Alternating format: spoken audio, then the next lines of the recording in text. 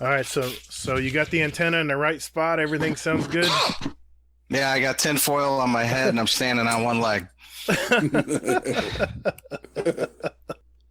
Chubby, we'll just wing it, man. We'll do the best we can. All right, that's I'll keep it as clean as I can when I edit it. There's gonna be Okay. times you're gonna robot and cut out, but it's no big deal. Guardian down.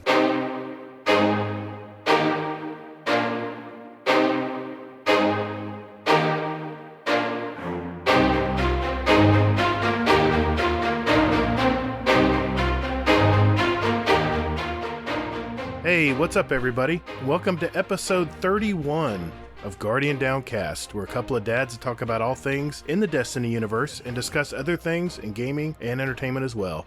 I'm your host, The Gator, and my co-host Hazel is here as well. How you doing, man? And hey, happy birthday, by the way. Just turned 39.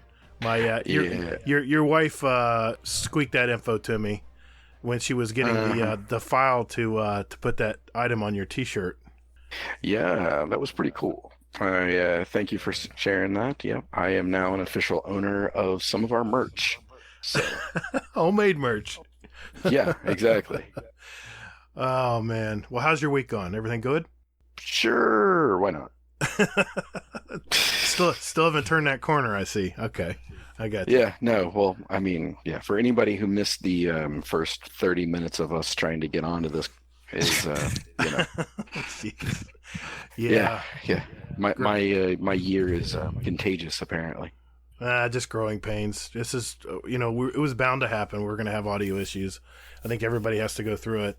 That's but, true. Yeah. So yeah, it's been okay for me this week. You're getting old when you start getting mailers from AARP. I got one the other day, and we used to get them in my 30s and 40s, and my wife and I would look at each other and laugh. And now I look at them and go, what are they offering? Free cooler, huh? I might think about this. Then it says age 55. I'm like, shit, I'm too young still. All right, screw it. But, well, good deal, guys. I'm very excited to introduce our guest to the show tonight. He's a dad, a gamer, fantastic community member, our friend, Chubbywizard. And from what I hear, this is your very first podcast. Is that true? You guys are my first. I'm breaking my cherry, I guess. All right, good deal. Aww. Well, hey, We'll be gentle. Yeah, we will. We'll try to be. Just a quick overview of tonight's show. We're going to hear Chubby's story. We're going to test his Twitch reflexes with our new and improved fast fire session we call the speed run. Next, we're going to catch up on last week in entertainment and gaming for each of us. Hazel's going to go over the TWAB this week, and we're going to discuss the latest director's cut from Luke Smith. And since Destiny is a little slow at the moment, our main discussion tonight will be our top 3 music albums that had a major influence in our lives, past and present. Finally, we're going to answer Twitter and Discord questions from our community and add 2 songs each from everyone here for our Guardian Downcast playlist on Spotify and now iTunes. Hey guys, we got a lot to cover tonight. Let's get started.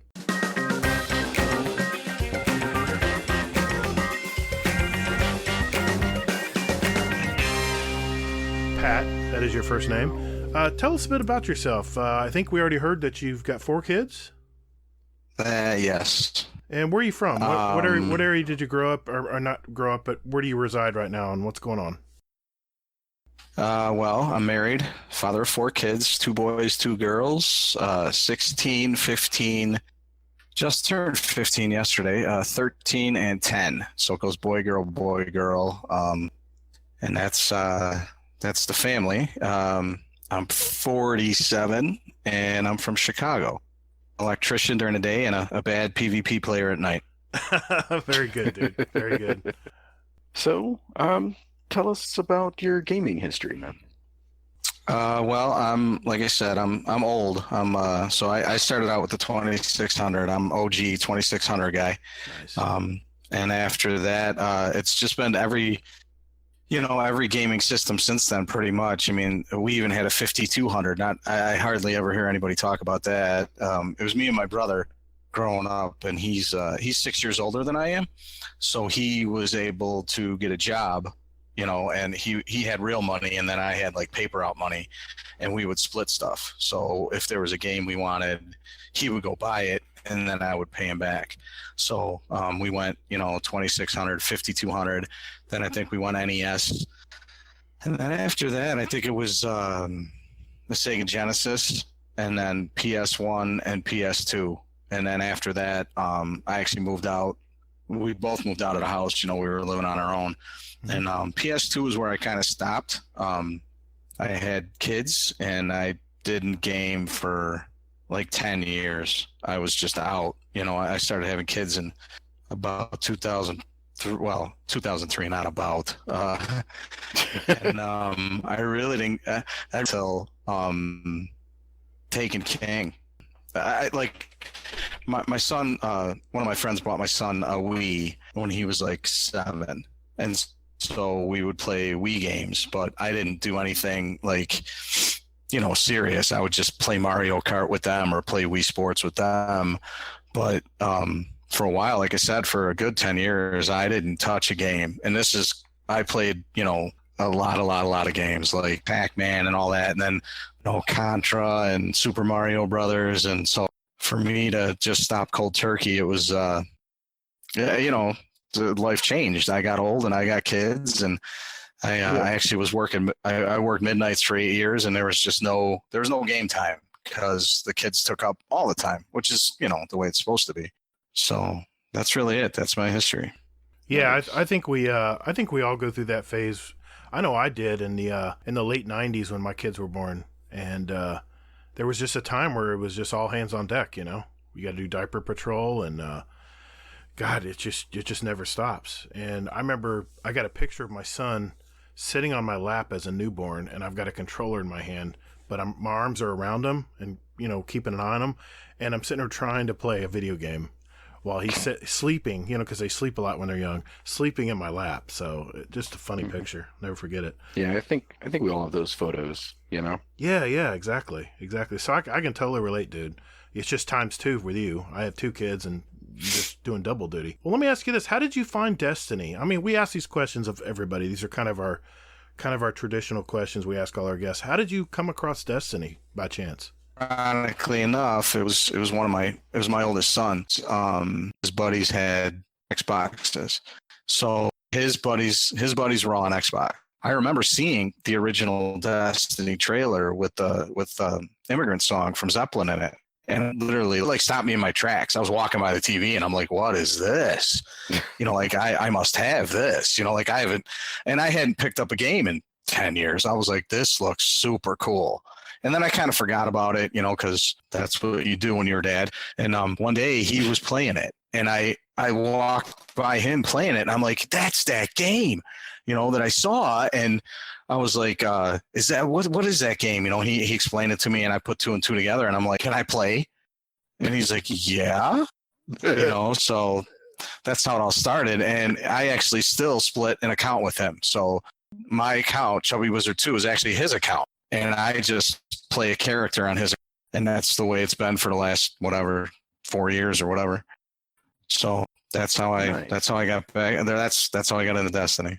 So, how did you find this community? 3 years ago, we were going off on a plane where they had their electronic devices, so they weren't really going to need constant attention. You know what I mean? So I was like, what am I going to do on a plane? So I started looking up podcasts, and it was around that time where, I had just gotten back into Destiny. I'm like, I wonder if there's a Destiny podcast. So of course the first one that came up was, and then after that, I found Guardian Radio, which was awesome. I loved Guardian Radio, which was one of the reasons I was so happy when I heard Gator talking about how we wanted to model this after Guardian Radio a little bit. I was like, yes, I remember that show was so well done, and you guys do a great job on this. It sounds a lot like that with the music and interludes and stuff like that. Okay. But then somebody is listening. Yeah, I swear. So then, after typing in Destiny a few times, I found Dad Tales.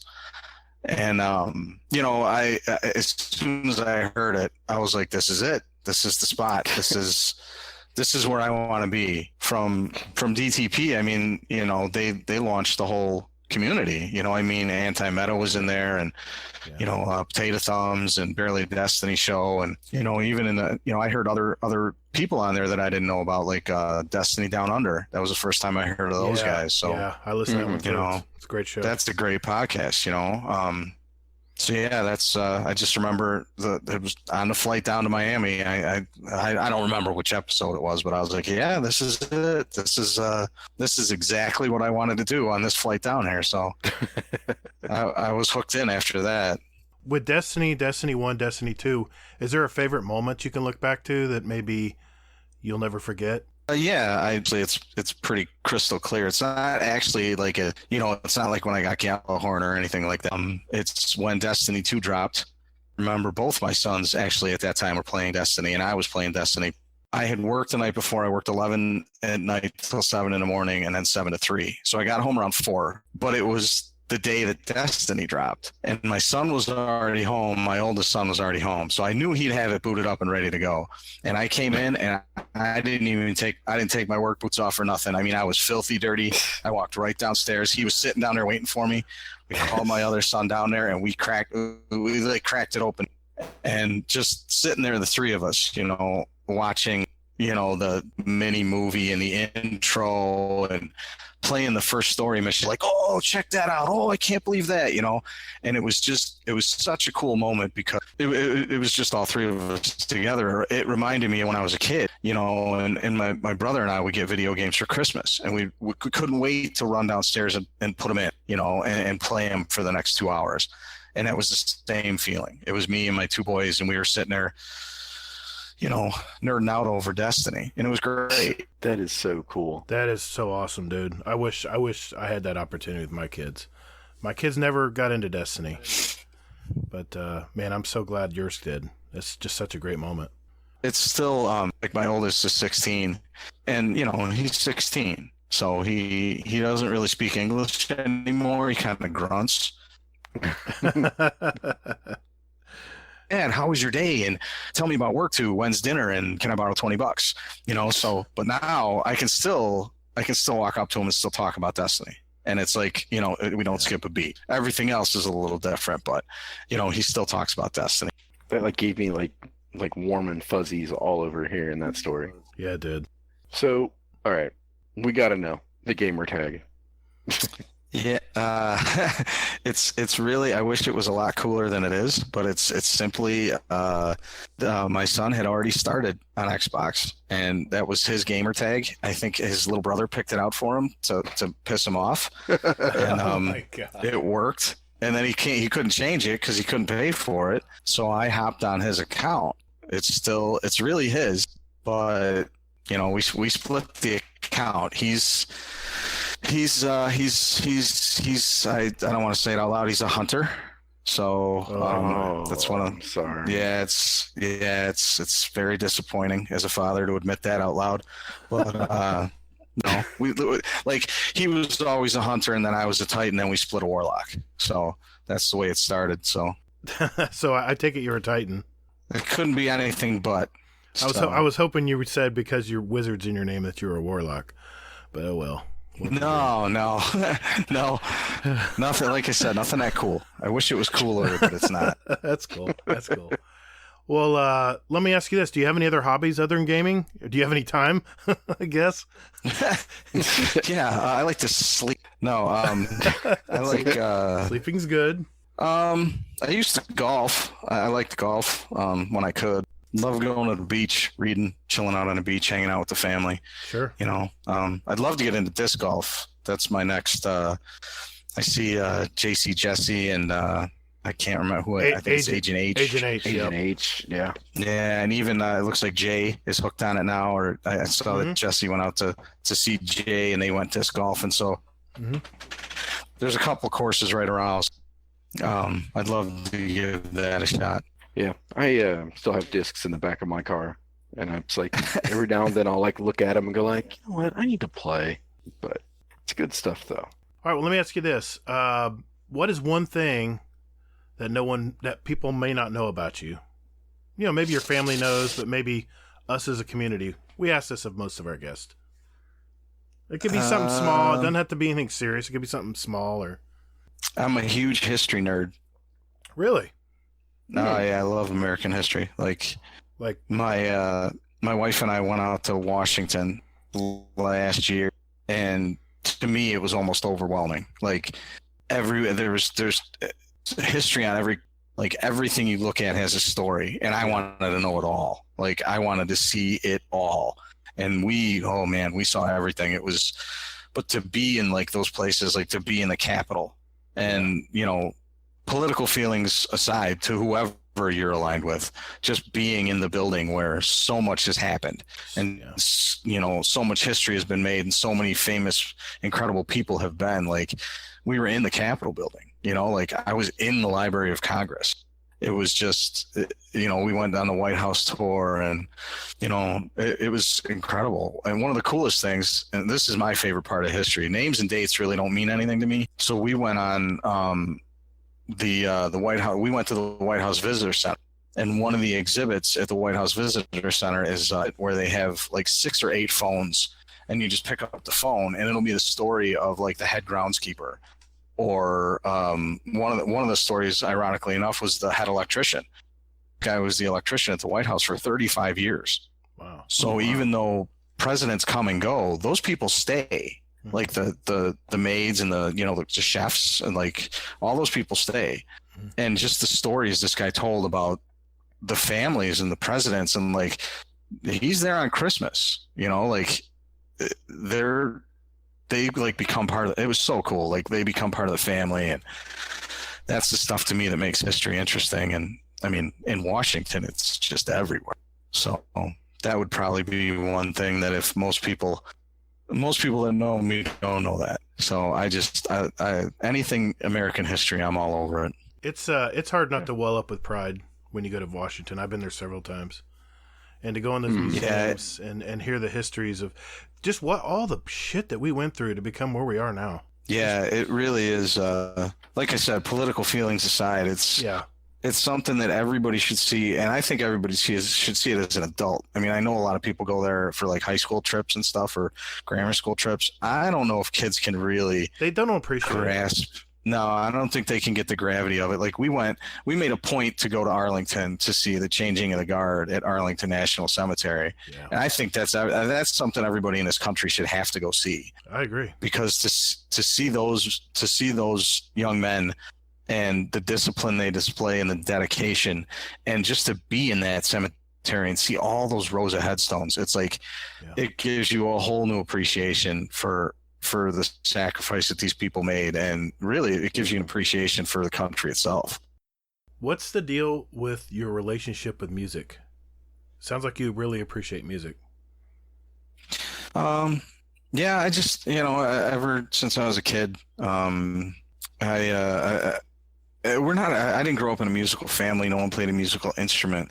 I just always remember music being on in the house when I was a kid, like always. No matter what time of day it was, the radio was always on. So there was some music playing no matter what was happening. And I just kind of, at a young age, I started appreciating it. I've been hooked ever since. I don't really have one genre that I'm like really deep into. I never go that deep into any of them, but I just love all kinds of music. Like I have an old iPod. And on my iPod, if I hit shuffle, it could go from Anthrax to Bob Marley to Frank Sinatra to Celtic Storm to the Saw Doctors to the Clash to Run DMC to the Beastie Boys. So I don't know. I love music. It'll help me get out of a bad mood. It'll help me get charged up. That's one of the first things, I go to if I'm having a bad day. Well, it's a good thing we're talking about music tonight. Good time to talk about it. Hazel, you got anything else? Yeah, what I was going to ask is, what's the last song that you listened to today before, if not counting the stuff that we're going to add tonight? Oh, boy. I had a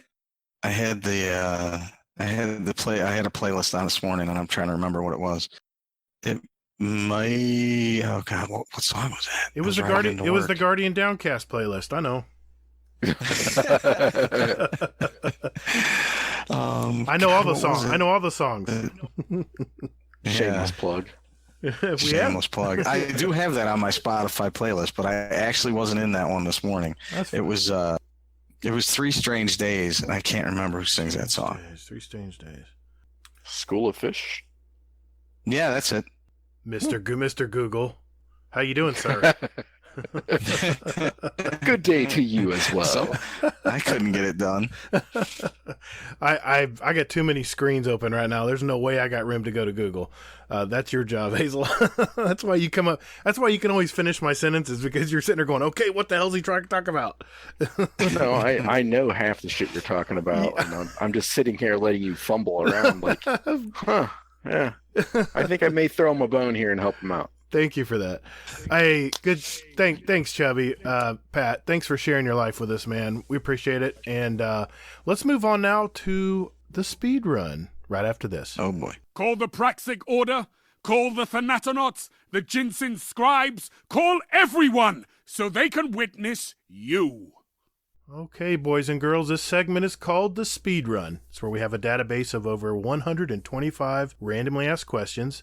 And Pat here's going to have 60 seconds to answer as many as he can. These are short 1 or 2 word answers, and we're going to keep track of how many questions were answered by our featured guest in each episode. The questions are randomly asked, so no one can memorize the order, and you'll have to answer quickly, whatever comes to mind. At the end of the year, the guest with the most questions answered will win a cool prize. Tonight, as usual, I'm going to ask the questions randomly from our list. Hazel is the timekeeper and quality control expert, and good luck tonight getting that quality control expert thing down. In the event of a questionable answer, Hazel's decision will be final. You ready, Chubby? Absolutely. Let's do it. 3, 2, 1. Coffee or tea? Coffee. Favorite superhero? Wolverine. Void, solar, or arc? So. Favorite ice cream flavor? Chocolate. Anna Bray or Ada 1? Anna Bray. Gold or silver? Gold. What's better, the book or the movie? The book. Mac or PC? Mac. Are you afraid of heights? No. Toilet paper roll, over or under? Over. What was your first music album? Women and Children First by Van Halen. UFC or WWE? WWE. Horror movies, yes or no? Nope. What was your first Destiny podcast? DRP. Who shot Aldrin, you or Petra? Petra. Tupac or Biggie? Biggie. Cake or pie? Pie. What is your Pie. favorite? Ooh. Not bad. I actually heard most of the answers. That was good. Yeah, I know. It was like all of a sudden he's like, okay, I don't want to be part of the interview, but for the speed run, I'll clean it up and I'll get it good. Exactly. Yeah, it's nice. funny I how was that clenching happens. my butt cheeks the whole time. That's good. Don't worry, we've all been through it. Literally, we've all been through this. So, good job, man. You did pretty good. I think you did pretty good. Hazel, Nice. what do we got? A respectable 16. Not bad. Not bad, man. Not bad at all. I mean, considering Not the bad at all. audio quality tonight is so poor, I don't know. Discord is having some kind of hiccup tonight, and I guess everybody has to deal with it eventually. But well, hey, man, good job. I appreciate you playing, man. We do it for fun. It's all funsies, you know. Yep. It's all about just something different to do, and we have a ball doing it. So, all right, good deal. Our leaders are tied at 20 questions each, and I believe Hazel, it's who's tied for the lead right now? Do you remember who it is? It's Fudd? Yep, it's Elmer Fudd at 20, and he's tied Yeah, with. and that's the only one. That's the only important one, I think, right? You might be doing a disservice to the other person that's tied with him. Who was that? I don't remember anybody else. Don't recall. Okay. Huh. We'll just leave it at that, I guess. Ouch, that hurts. So I would, if I had to guess, I would probably say that drafty guy. Yeah, I think Drafty's tied with him. Yeah. Yeah. Well, good. Good deal. But I think we need to have Chubby back, though. I think we need to, definitely have him back so that way he can represent. Yeah. I hear you, man. Well, hey, good deal. Let's move on to what we've been watching and playing right after we get back from this.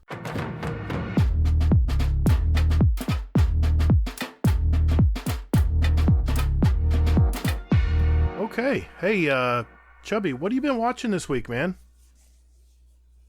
I just finished Man in the High Castle. It's a show on Amazon. It's a show about if the Axis powers won World War II. I just finished that, and then I kind of picked up. I watched a couple episodes of it's a new show called Hunters. It's weird. Like I just, it's almost like they don't know what they want to do. You know, like they're trying to be this super, gritty, like the Hunters. You know, they're trying to be this gritty show about these guys that hunt Nazis. But then it's almost like they want to be a comic book too. Like they got these weird like cutscenes and music, and I don't know. When I saw the previews for it, I'm like, I am in on this. This looks really cool. Right. And then I watched it. I'm like, I don't know what to think of this show. Like, it almost like wants to be two different shows at the same time. Well, you know what it reminds me of? Did you ever see the movie Inglourious Bastards?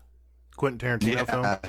Kind of has that vibe, doesn't it? Yeah, it kind of has that vibe, I think. I think that's what they're trying to do, is they're trying to make it kind of a spoof, but at the same time, I mean, it has a lot of historical relevance in it too. It talks about a lot of stuff that went on in the Nazi war camps.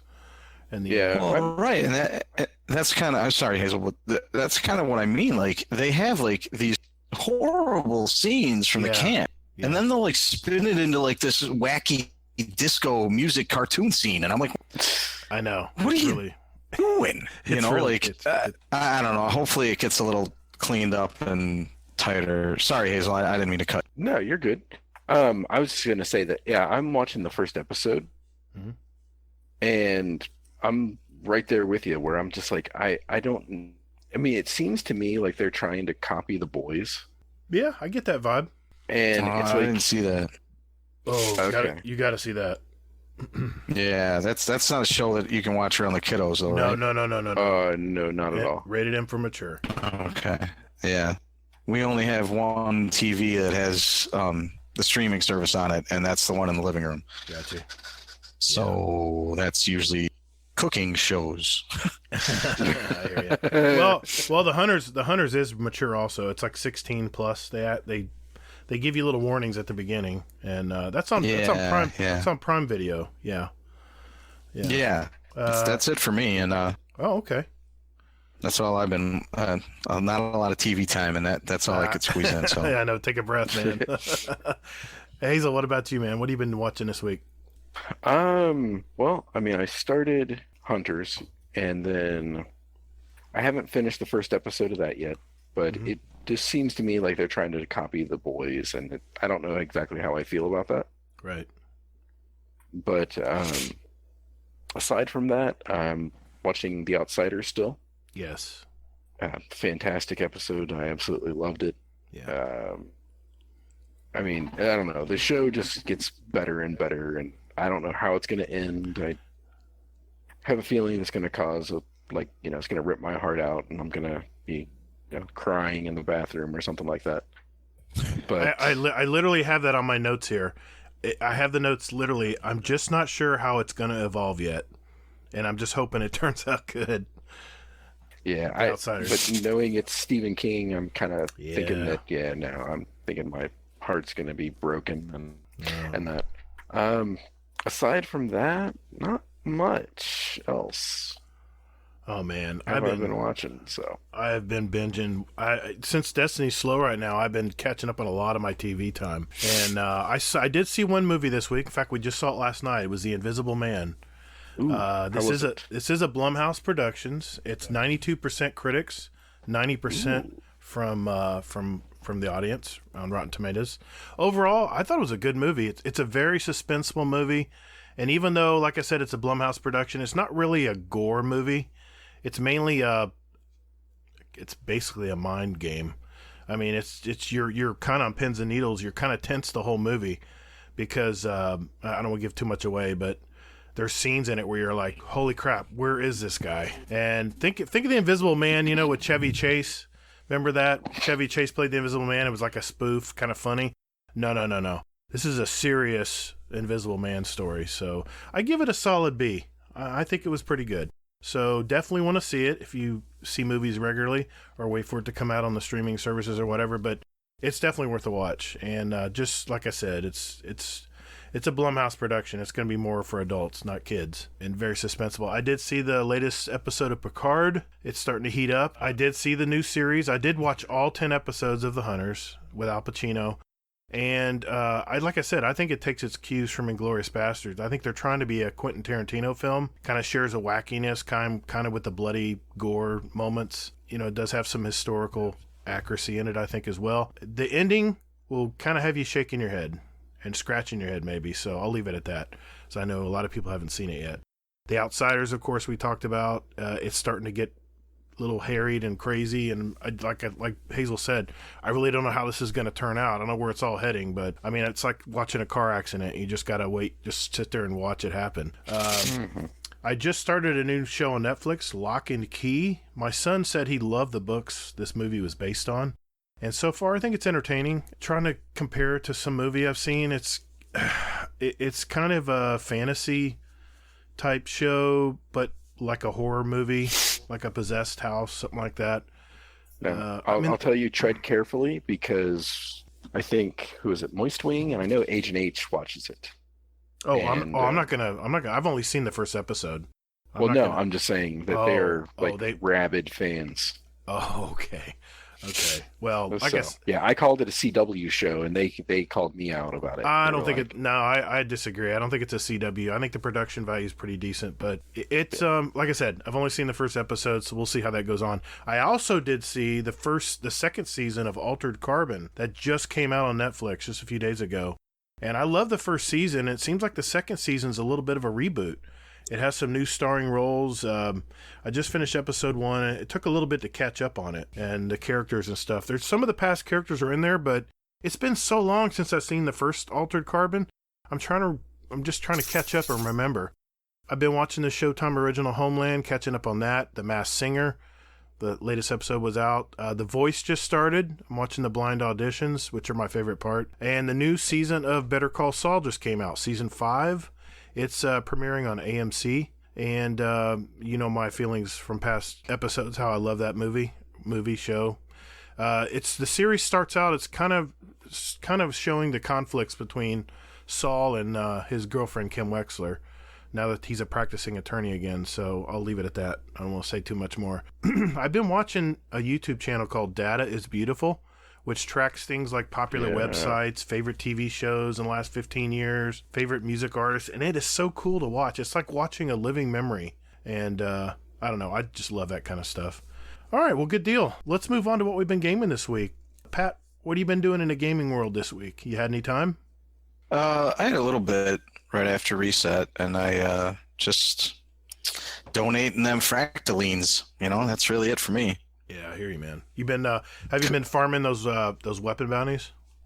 Oh yeah, I love them. I'm a big fan of the whole system. Like, I got all the obelisks past level 11, so nice. Sundial runs. You know, I get 5 weapons, and then donating fractaline. You know, depending on what you can do, you can get 7 shotguns or 4 of the other ones. Yeah, I've been dumping time and fractaline.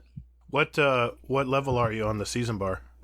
120, I want to say, because of you get so much XP out of doing those bounties. I mean, like, I just hit 100 like a week and a half ago or something. Yeah. And since I'm dumping, you know, I'm trying to get God rolls, and it's not working. So I keep doing it, and it's funny because I don't even use hand cannons, and I want to God roll Jack King Queen for some reason. Yeah, me too. So I just keep dumping money into that, or fractaling into that thing, and my XP bar is just going up and up and up and up and up. And I was a little nervous I wasn't going to get it. You know, I wasn't going to finish. Right. Well, the nice thing about that is one little pro tip here: when you're turning in those bounties, make sure you have your 10% ghost on.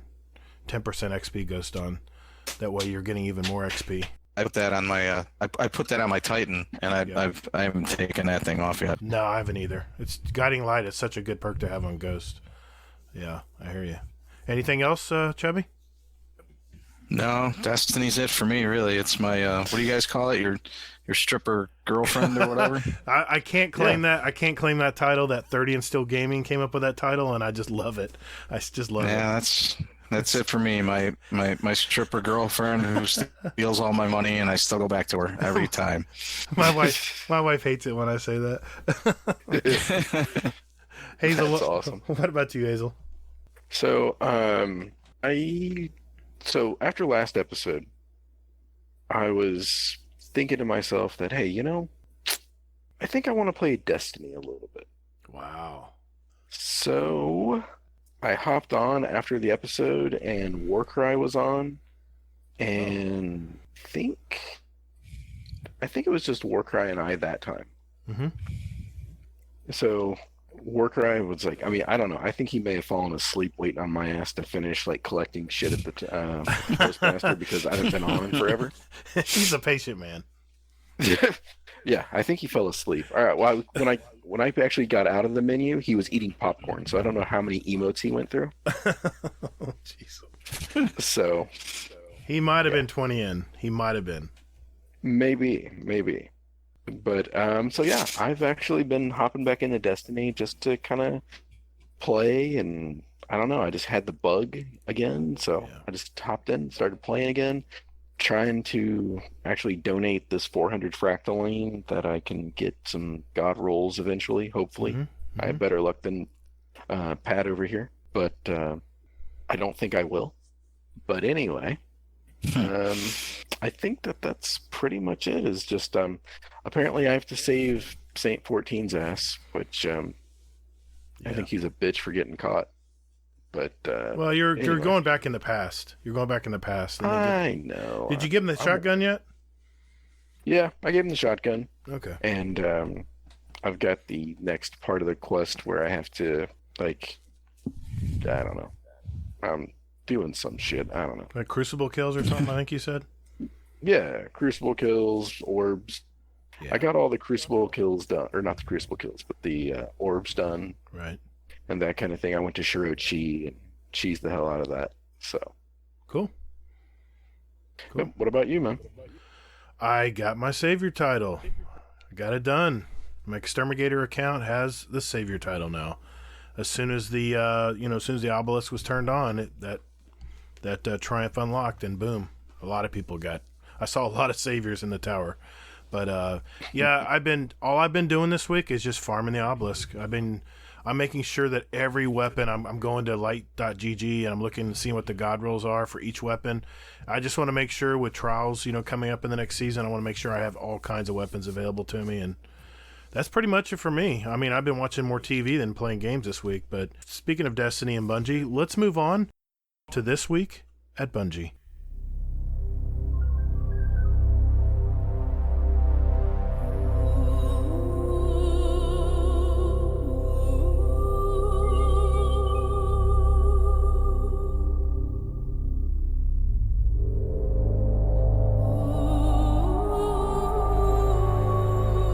This week at Bungie, but we got a lot to talk about. We have just been dump trucked with information this week as far as the next season coming up. But let's start with this week at Bungie. Hazel, what do you got, man? All right, I guess I need to stop trying to get Crucible kills now. All right. Okay. I hear you button mashing, man. I hope not. No. All right, so let me just get this out of the way. For fuck's sake, there's been a lot of news coming out lately. So, just hitting some high points. Subclass changes. Warlock melee. Yeah, it's back to, I want to say, almost D1 levels. They're adding a meter to that. So it's like fucking 18 feet. No, it isn't. For that bullshit. 5.5 meters. Yeah, and a Titan shoulder charge can target you with a shoulder charge in 4.5. So what's the difference? I mean, if they've already a shoulder charge, this is a basic melee. Yeah, but here's the thing. It's like bitch slap range. As a warlock, I never win my melee fights. Never. Because you know why? I'll punch them first. They'll punch me, and as soon as I'm ready to wind up again, I've been punched again in the face and I'm dead. I just can't get that. Here's the thing, speed. though, man. Yeah, well, I mean, they do state that the Warlock melee is slower, but now what you can do is you can, with this, fucking 17 feet of reach that you have, Jeez. You can basically smack somebody across the map, and then by the time you actually get done smacking them, you'll get ready to smack them again, and then they'll be dead. If I can time it where I hit you first before your little Titan arms, your little T-Rex arms are swinging, then I'll win it. But that's 1 meter is a very small window, my friend. Unless you know that perfectly what that distance is, it's just going to take a lot of practice to get that down. Yeah, exactly. So, but enjoy testing that out and smacking people from across the map. Okay, okay, whatever. All right. So, Titan barricades are getting a buff of 100 hit points. So now they're going to be up to 600. But with all good things comes the bad. So, with the inventive trials coming back, what we're going to be getting is basically what they want to do is they want to go ahead and give extra damage to other things that can damage barricades. So sniper rifles, grenade launchers, linear fusions, machine guns, trace rifles, and anti-barrier weapon. So that was a neat little touch, I thought. So they get a 30% extra damage buff, so they can shoot the the barricade and then take it down. So if somebody's not using those or don't want to use the special ammo for that, then somebody's going to get a res and is going to gain some health back.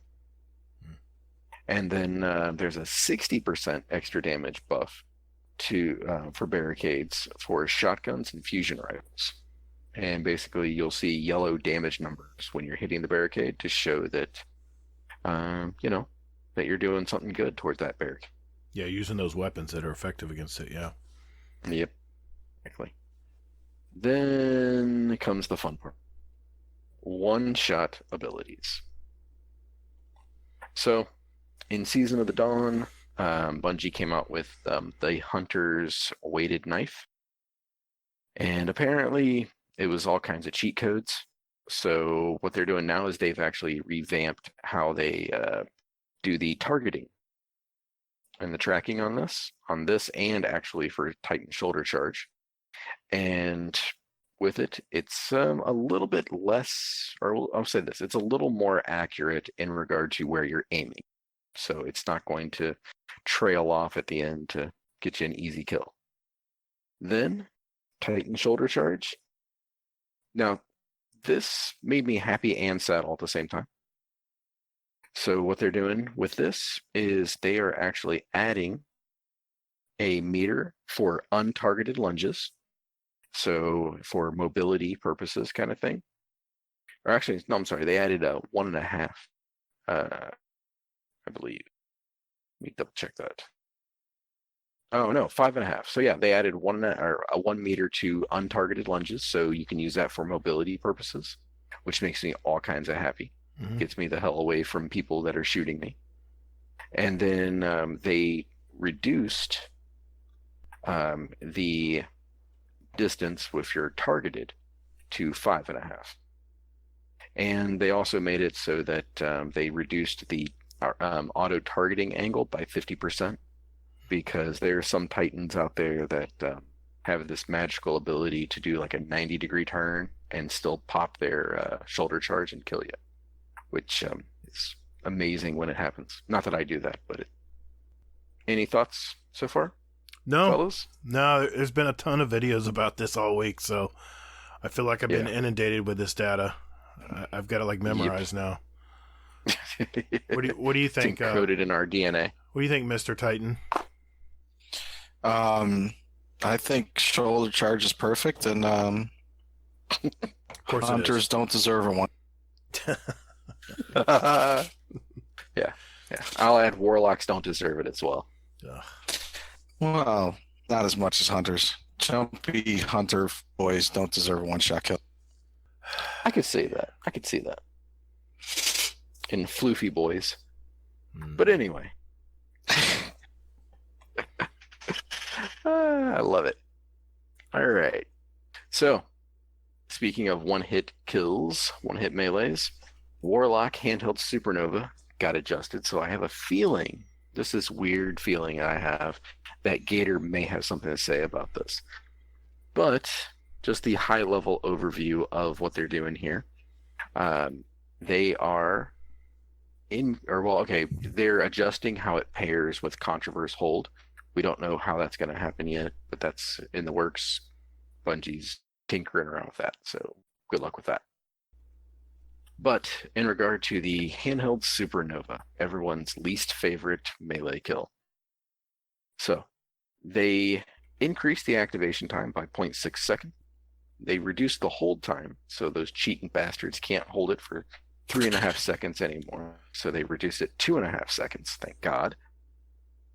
They reduced the range by 20%, which makes me all kinds of happy as well. And they included that the bolts now can do self-damage. So if you get one of those cheating bastards that tries to throw that shit out at you, and they keep running through, they're going to hurt themselves, hopefully killing them. They should be for being a warlock. Also, they reduced the bolt explosion radius from 3 meters to 2.5 meters. Yeah. So they did all this, but then they gave them one slight little buff in a way. They tightened the horizontal spread of the bolts by 25%, which to me is bullshit. They need to, because basically now that thing is deadlier. Yeah. So, I guess, Bungie giveth and they taketh away. So, that's the pretty cool part there. Let me just go on record and say that I abhor this. You're a whore? No, I abhor this. I abhor this subclass. I don't use it ever because I don't believe in having those gauntlets where you can hold it indefinitely and shield yourself. And I don't know. Give me a gunfight. I like gunfights. I come from Call of Duty. Your gun, my gun. Let's go in and out of cover and see who wins. All these cheesy handheld grenade stuff, I don't like it. Just for the record, I use a Slovo bomb with a blink. That's what I've always been playing with.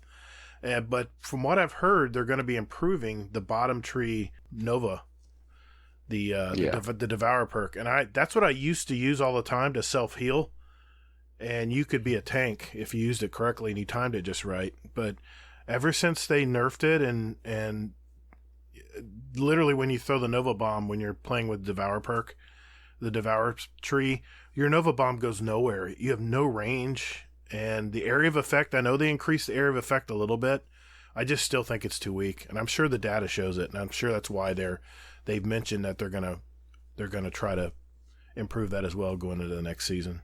But as far as the handheld Supernova stuff, I like what I see. I think Warlocks should be able to kill themselves if they don't know how to use it correctly. If anything, what they've done with this is they've just made it where it's more of a skill. You have to have a little more skill using it. You just can't go and throw up on people and throw the bolts everywhere. You know what I'm saying? So I get killed by this a lot in Crucible, and I'm not a fan. But like I said, I'd rather blink backwards and make them wasted and go from there. So sorry, my 2 cents. No, that's I appreciate having a Warlock's opinion every now and then. So sure, yeah. I was doing Crucible kills. Are we done now? All right. What's next? So.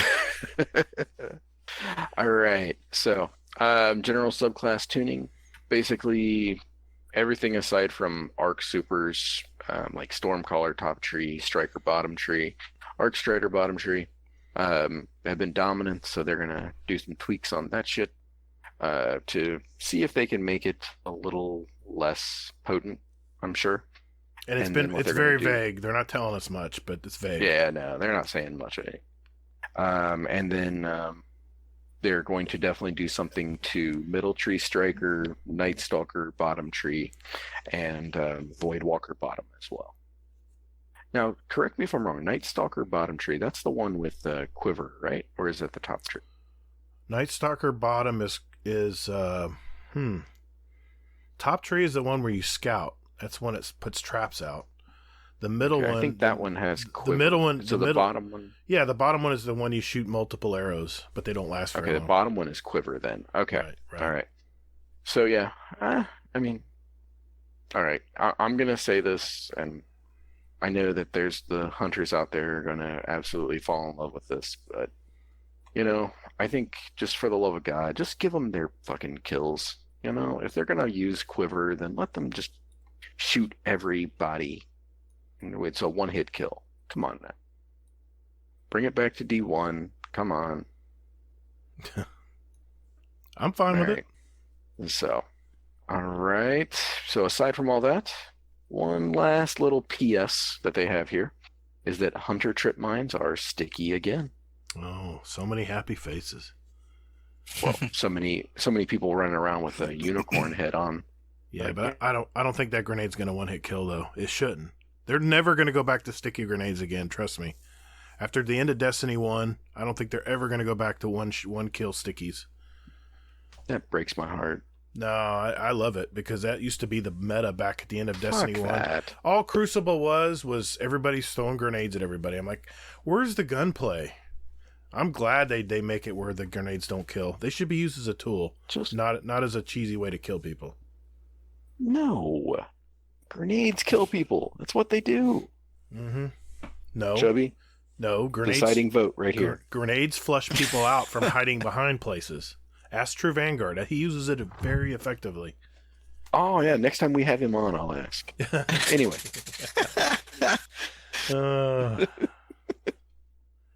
All right. Chubby, what do you think? Grenades, should they one-hit kill or not? I think grenades should be a one-hit kill, but it's a grenade. But I agree with Gator, too. The end of D1 was brutal with the sticky grenades and what was that sidearm from Future War Cult that everybody had? Yeah. The Wormwood or something like that? Yeah, Wormwood. Yeah. That was it, Wormwood. Oh, it's just brutal. Yeah. So it was sticky nades and sidearms. So I don't want to go back to that either. But if you get a grenade stuck to your forehead, you should die for it. That's the way it should be. But I agree with Gator too. So I don't know. I'm 50-50. That's a good. He just wants to come back on the show. Yeah, that's a good political answer. I'm a history guy. Come on. Yeah. Yeah, but you got to know where we came from to know where we are now. Yeah. So, all right, and that's everything there. Oh, FYI, if you have Twitch Prime, those rewards are back up. So feel free to go ahead and pet your cock. You get your exotic sparrow and your legendary ghost, as well as an exotic ship. And as a reminder, March 10th. That's when Season of Dawn ends and the new season begins. So if you have anything like Savior Seal rewards or anything from Bungie rewards, make sure you get it before then. You have to claim and equip them to ensure it's not removed by the end of the season, March 10th. Yep. Basically, you have one more week here. And by the time this show comes out, it'll be probably on Monday. You'll have one more reset to get all this done. It's the last week of this season, so knock it out. Knock it out.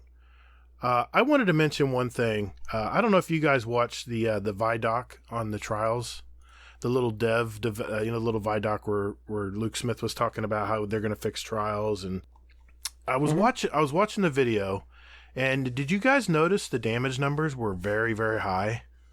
I mean, like for instance, if you watch the Vidoc, go back and watch it. There's a scout rifle, and he gets a headshot, and he gets 400 hit points to the head, and they mentioned that they're going to give the Titan barricades. They're moving it up to 600 hit points, right? Mm-hmm. I've just got a weird feeling that. Think about it. Bungie has had 2 years to work on trials. The guys have been very quiet in the combat department at Bungie. They've been very quiet. They haven't said anything. It's all been about PvE, right?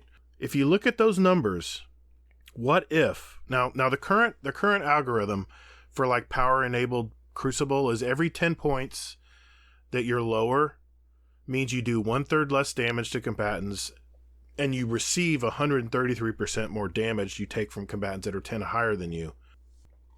What if they have created a new sandbox for trials, totally separate from regular Crucible? It's just its own sandbox. And what if, instead of going by that algorithm where you do 1/3 less damage and 130% more damage received, what if whatever power light you came in that's your hit points? And everyone has fixed values as far as what the guns do damage-wise, instead of figuring out this stupid algorithm on how many percentage hit points you're going to do on another person. What if, say I go into the new trials, I'm at 965 power, right? Then that means I have 965 hit points. That way, the reason I think this is a good idea, and they might be doing this, and I may be wrong, I may be way out in left field, but I've been thinking about this all week ever since I saw this video. This way, underpowered players don't feel useless. This is a free-to-play event. Anyone can join in, even your new light players. Think about it. If you came in, say you're 850 light, you're like 100 points down from everyone else. There's no way you're going to play trials if you're going to receive, like 150% damage against you. What if whatever you bring in for your light or your what they call power now, what if those are your hit points? Think about it. If you're doing 400 damage on a headshot with a scout rifle, that means if you 3-shot them in the head, they're going to die. Even if they're at 1,000 light or 1,000 power. But so reason I think they might be doing this is because everybody comes in, they do the same damage to everybody, but the people who put the time in or have more higher light or more hardcore players, they're just going to have more hit points. They're just going to be a little tankier. But I don't think you should receive more damage if you're lower light. I don't know. Astercross had a video on this, and he says, you know what? Have you guys noticed that the hit points and the damage from everything in this video is so much higher? It's almost like PvE values. In fact, someone used a golden gun in the video, and they got like 4,000 hit points. So obviously, it's a guaranteed one shot. But what if new light players could still enter the game, but instead of them getting damaged unfairly, they just have to shoot more to down the opponents? Instead of maybe a 2 crit body to knock them down, maybe they got to do 2 crit and 2 bodies. What do you guys think? You think I'm just out in left field, or you think this might be feasible? I know it sounds real vague. But whatever. I've got my thoughts, but whatever power you go in, that's your hit points.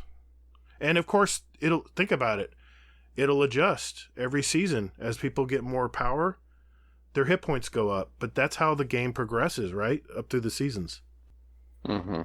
It's bad enough you can't do as much damage, or they have more hit points, but to combine that with the fact that you're going to receive more damage, it just doesn't seem like it's going to be very friendly for people to go into it as new light players. Yeah, right. You're getting penalized twice. Exactly. Why? Why not just have more hit points instead of Sure.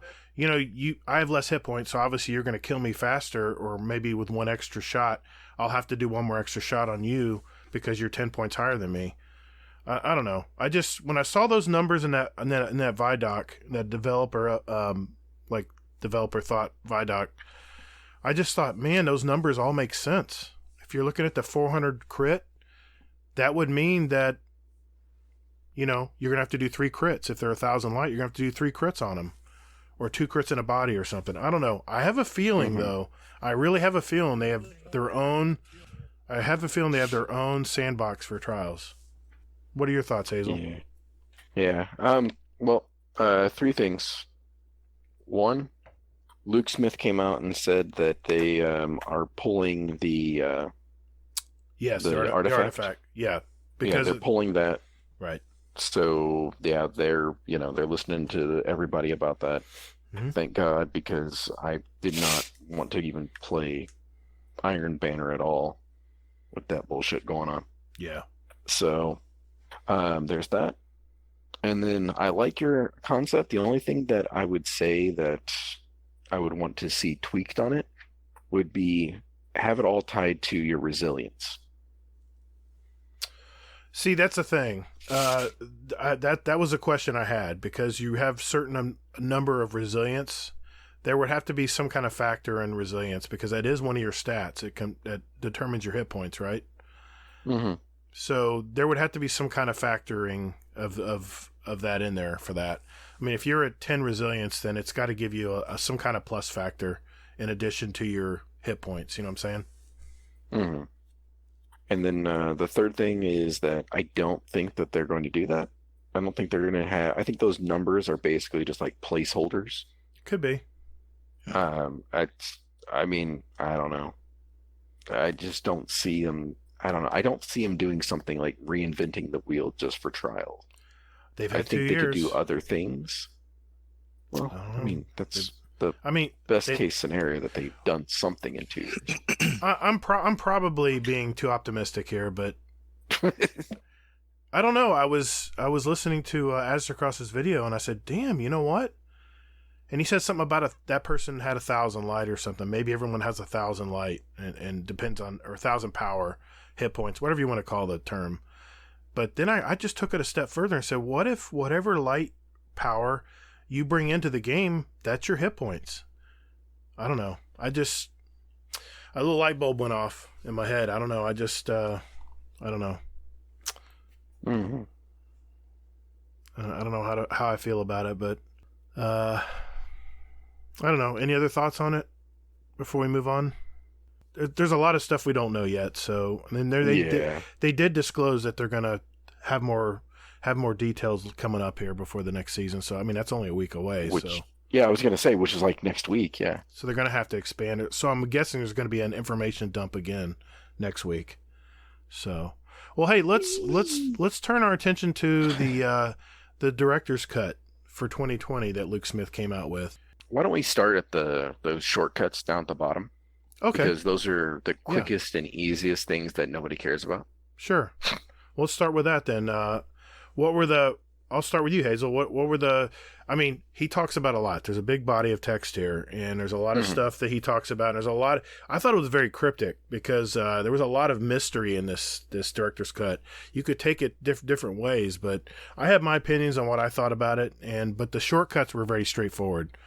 So the first shortcut, I'll start. The first shortcut was there's not going to be any more faction rallies. That squashes my idea that you'd be going and talking to the vendors that I just talked about last week about Light and Dark Guardians. Maybe that was just a pipe dream, I guess. I'll admit when I'm wrong.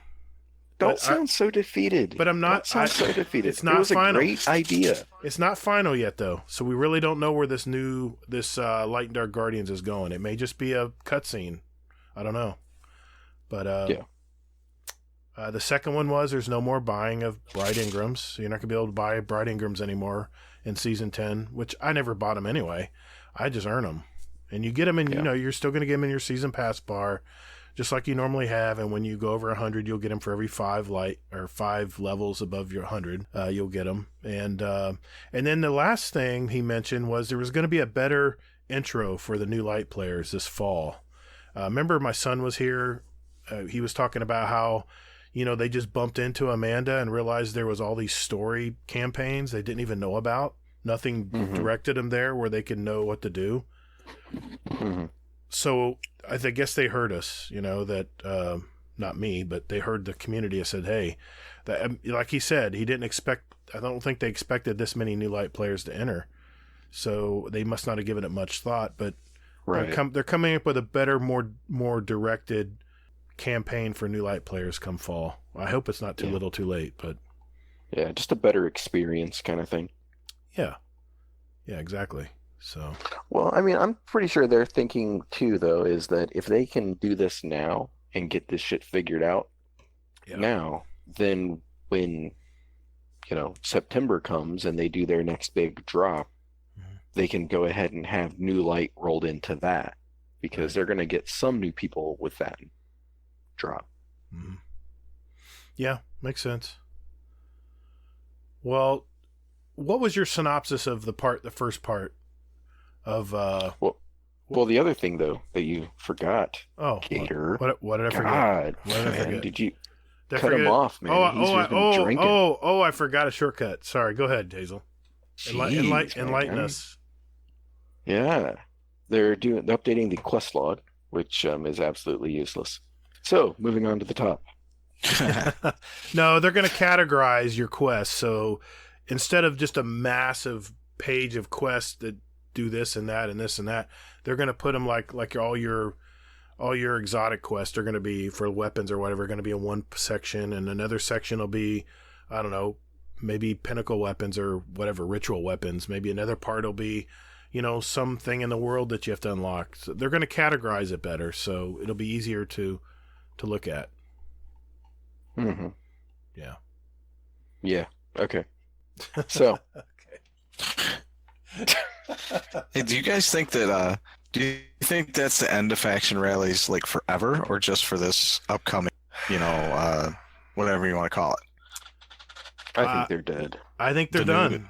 I think they're done because they said that no one was really engaging with it anyway. I remember I farmed the hell out of faction rallies. I love when faction rallies came around the first year of Destiny too, because it was all about getting those tokens and going and getting weapons and getting different roles, hoping you get a better role. And I liked They were such a shit show, though. those weapons. Some of those weapons are really good. Shit show. No, man. Some of them are really good, and the armor was really nice looking.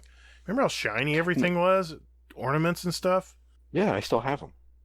But no, what I'm saying though is that don't you remember, like, you could go to the EDZ and you could just run back and forth and get the chest infinite amount of times? I don't know what you're talking about. Yeah. Right. The Lost Sector farm. Yeah. Yes, I did it. Exactly. We all did it. Yeah, exactly. And I mean, it was such a shit show, and every time there was something that broke when it came to faction. Yeah. That's right. And it was always whoever had the best gun was going to win. Or whoever could turn around faster at that lamppost. I just... But they did say they're going to put the stuff in the loot pools. The armor. Yep. And... Mm-hmm. Yeah, that's true. That's true. So we are going to get some of those weapons back. Hopefully with new rolls and stuff on them. I don't know. I guess we'll see. Oh, I'm sure. I'm all for putting more stuff in the pool. Put more stuff in the loot pool.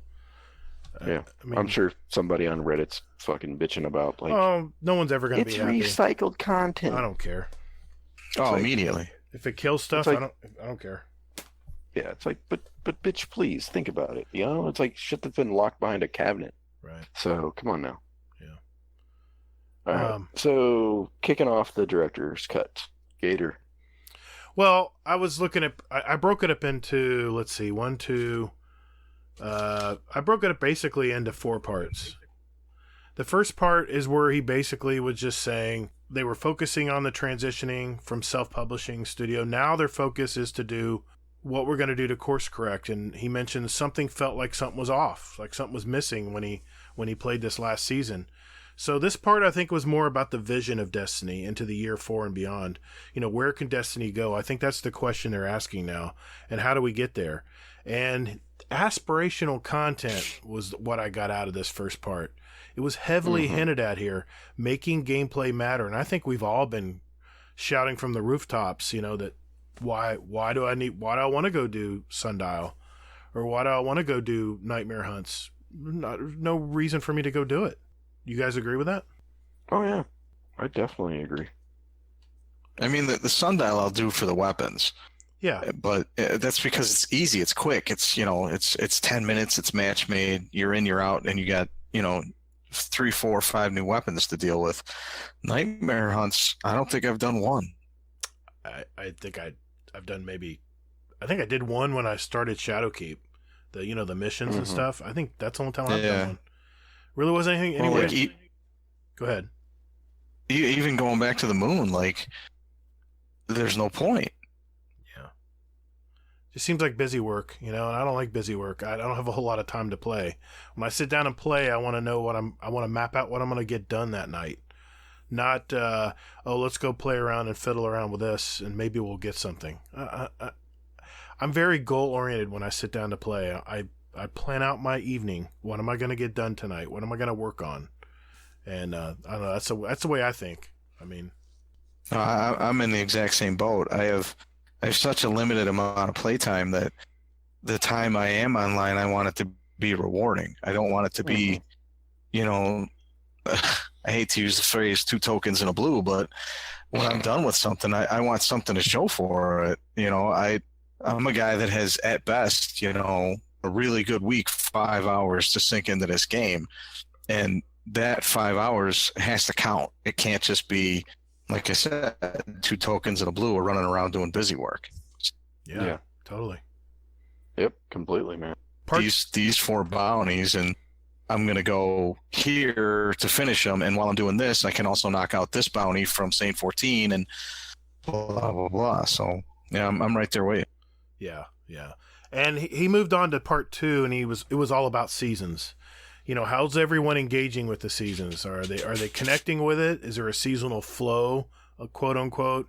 Is it evolving world? And he thought that some parts of the seasons were pulling away from a lot of the core activities. And you know, you had the introduction of the Saint 14 missions shaping his role there. The ease of moving the seasonal bar from doing anything in the world. He was not happy about people running down lost sectors, though. He did mention that. And again, hints of aspirational weapon quest, like Breakneck. He said there's one person who he knows that only uses Breakneck and never going to use anything else but Breakneck. They want to rebalance the FOMO, the fear of missing out. They want to make it where those who take a break can come back. They want to be able to come back and have a bunch of content to play. They want to integrate more seasonal content into, like I said, the core activities like Strikes and Crucible throughout the seasons in the year. More quest lines that accumulate for players that, like I said, return to the game later. Does that summarize it for you guys? Is there anything you guys want to add? Anybody? No, I'm good. Yeah. It pretty much says it. Yeah.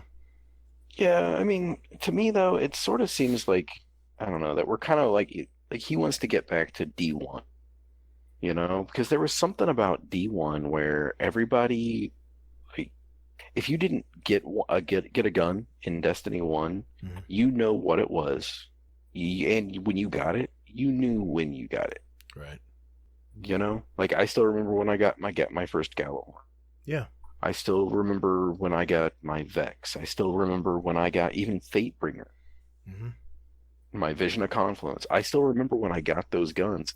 And I'm like 4 years away from that now? Yeah. I think a lot of us are clinging to our past. Destiny is never going to be like the initial time we played Destiny, though. We need to keep that in mind. I mean, when I first saw The Matrix, I thought there was no other movie in the world like The Matrix. But once you see The Matrix 2 and The Matrix 3 and so on, they just aren't quite as... You don't quite have the same feeling that you did on the original movie. So, and I just kind of think that he wants to get back to that feeling, but I don't know if we can. That's my point. The nostalgia is strong. I understand. There's a lot of veteran players out there who want to go crazy when the Gallahorn falls, you know, from a random drop from doing a strike or doing a, you know, I mean, remember you used to do Nightfalls and at the end, shit would just appear on the screen. You're like, oh, damn, I got my Gallahorn. You know, yeah. I remember those days. And I don't know. I just, I think we're all hanging on to that first year of Destiny. And I don't think that feeling's ever going to come back. I think what we need to do is, I think the biggest takeaway for me is I think he hears the community that we need to be able to work towards something and it matters. I think that was the key he was trying to say there in that second part. Now, the third part is going to get a little sad because I'm on the fence on this part. It's all about weapons. He says there's too many weapons that are staying in the database. And here's what I got out of this. He said that they're going to start sunsetting weapons. There's going to be a certain point where, like, if you remember in Destiny 1, a lot of the raid weapons, like Vault of Glass, going into the last final years of, they weren't really infusible. You could only use them like in the patrol areas and maybe in PvP. That didn't matter, you know. Yeah, they had a cap. Yeah, they had a cap. They were only useful to a certain level. They wouldn't let you, because of the old methods, you know. I think it was Ascendant Shards, I believe. That's how you did it, but it's been so long I can't remember. But that's how they're going to start sunsetting weapons. And here's what I think he's going to do. To appease people who love their rolls and their god roll weapons that they want to use in the Crucible or when they want to go around the patrol areas, what if they said, okay, we're making a separate part of the vault where you have 100 slots.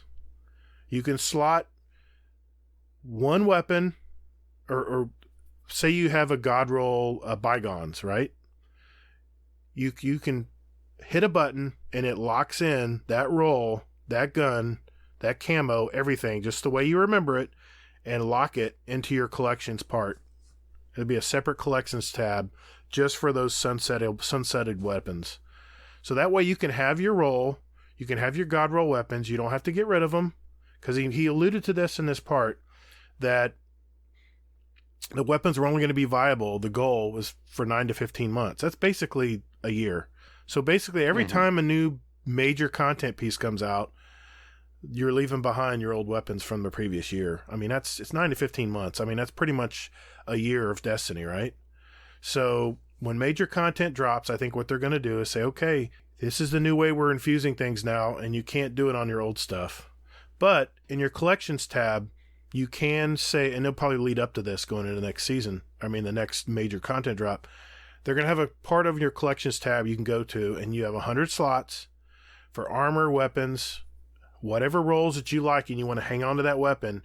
You can dismantle it. You can go back and get that weapon, that roll, that camo, everything that you remember, and pull it right into existence, just like you do normal weapons from year one that you can't really do much with anymore as well, because they don't have extra trees, you know? The older, the year one Destiny 2 weapons, you can use them, but they don't have those extra perks on them, right? That the new weapons do now. I think that's how they're going to do with the next season too. Or not next season, the next major content drop. What do you guys think? That'd be interesting. I mean, that'd be kind of trying to appease everybody.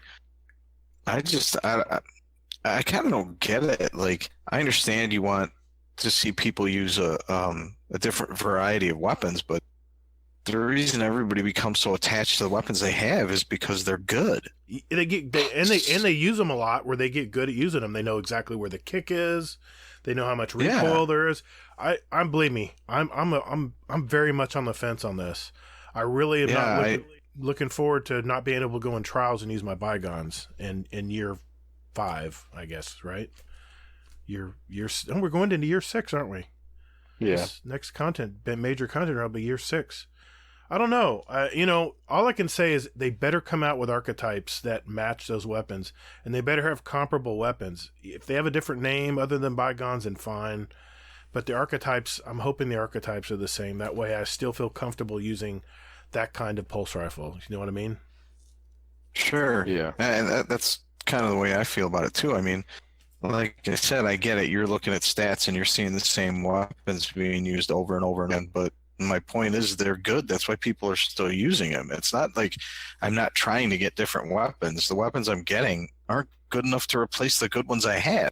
So I'm gonna use what works and I'm comfortable with.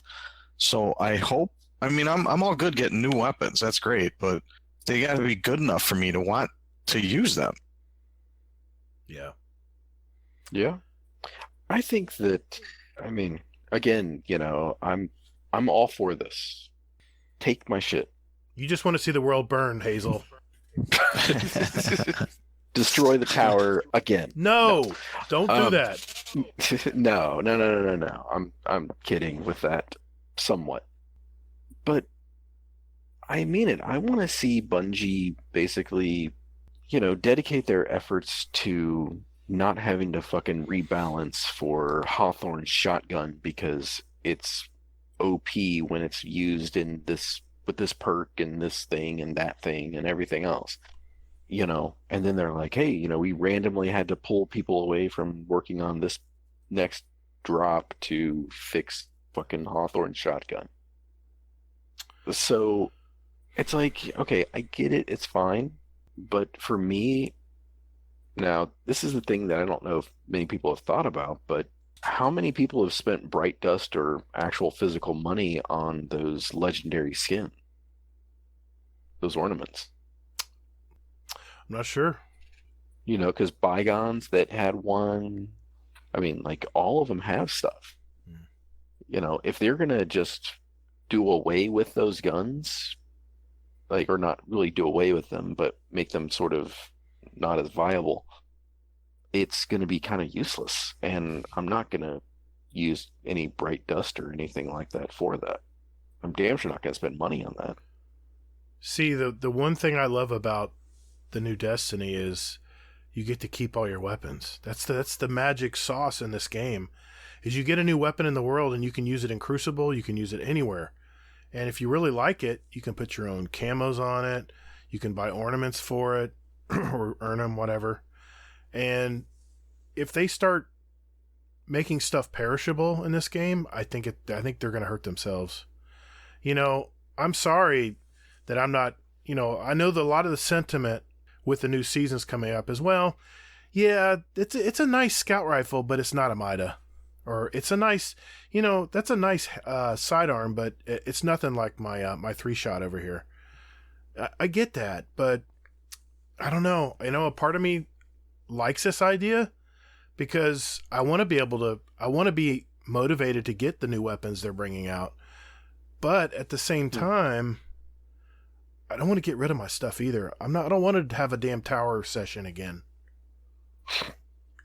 Yeah, absolutely. I mean, like, I grinded my ass off to get that exactly breakneck and that Randy's throwing knife and that God blessed Redrick's Claymore that now I get one every time I level up in Crucible. But I know.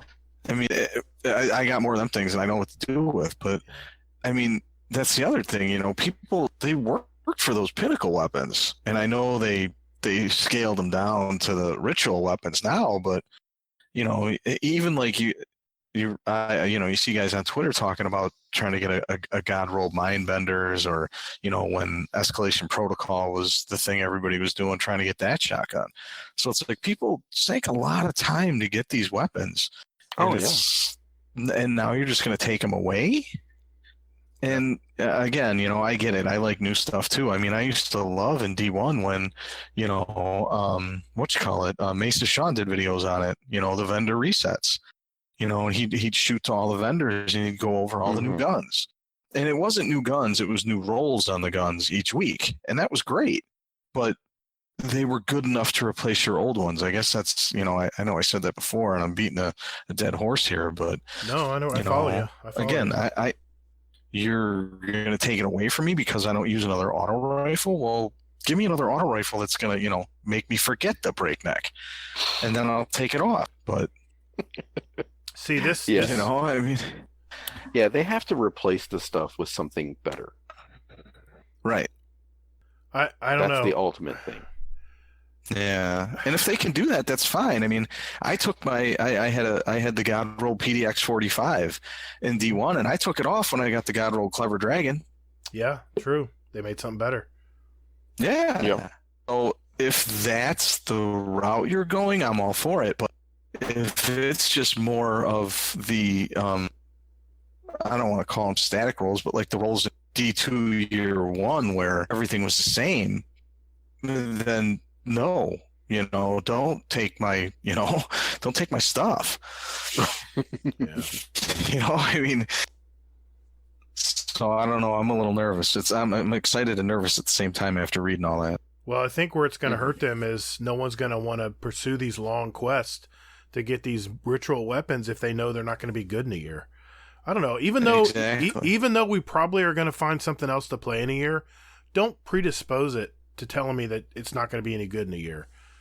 I don't know. Yeah. This kind of goes against my dream philosophy of the Destiny Online now, because if Luke Smith in fact is wanting a Destiny Online, you're not going to be able to take your weapons with you. Then that kind of goes against that. I don't know. They got a float of weapons that they're just going to keep ahead of you that you're going to be trying to get, but I don't know. I'm a big fan of what 30 and Still Gaming said about transmog. You get a weapon, you start it out, it's a basic weapon, and you start building it. You start adding perks to it. You get so many kills with it, like in Call of Duty, you get attachments. You start putting these attachments on. You find out what sights you really like that give you the best stats. Then you start getting grips that give you a certain recoil pattern. If they're going to sunset weapons, then why on earth do I even bother? But here's the thing. Call of Duty resets every year. So, I mean, Modern Warfare right now, they're going to have a whatever. Next year, you're going to be playing that game and you're going to forget all about the Modern Warfare you were just playing. So maybe I'm being unfair there. I don't know. I don't really think you're being unfair. I think you're being a realist. I think that Destiny, I think Luke Smith may have broken you a little bit. But I see why people can think this is a bad, but at the same time, I think it could be a good thing. I think the thing that Bungie needs to be careful of is the thing they're trying to solve for. This could be causing it more so than what's going on right now. And what they're trying to solve for is power creep. I understand that. I do. I understand the power creep thing. Everyone just says, well, just make everything crazy. Just bring everything up to the level, and then we'll just all just shoot everybody. Well, then you got a Call of Duty. That's no fun. It's like whoever saw who first dies, and wins the battle. No. I loved Crucible because it takes skill. When someone's shooting you, you don't sit there and get killed. You move out of the way, you get behind cover, you heal up, then pop back out and shoot back at them. That's the part I love. Not this, I saw him, boom, he's dead in 2 bullets. I understand the power creep. I totally get it. I really do. But I really worry about these weapons that I really like to use that may not be around next year. And unless they produce something that's going to be better or as good as these weapons, I don't know, my motivation might be going down a little bit to go after these aspirational, right? Using their words, aspirational content.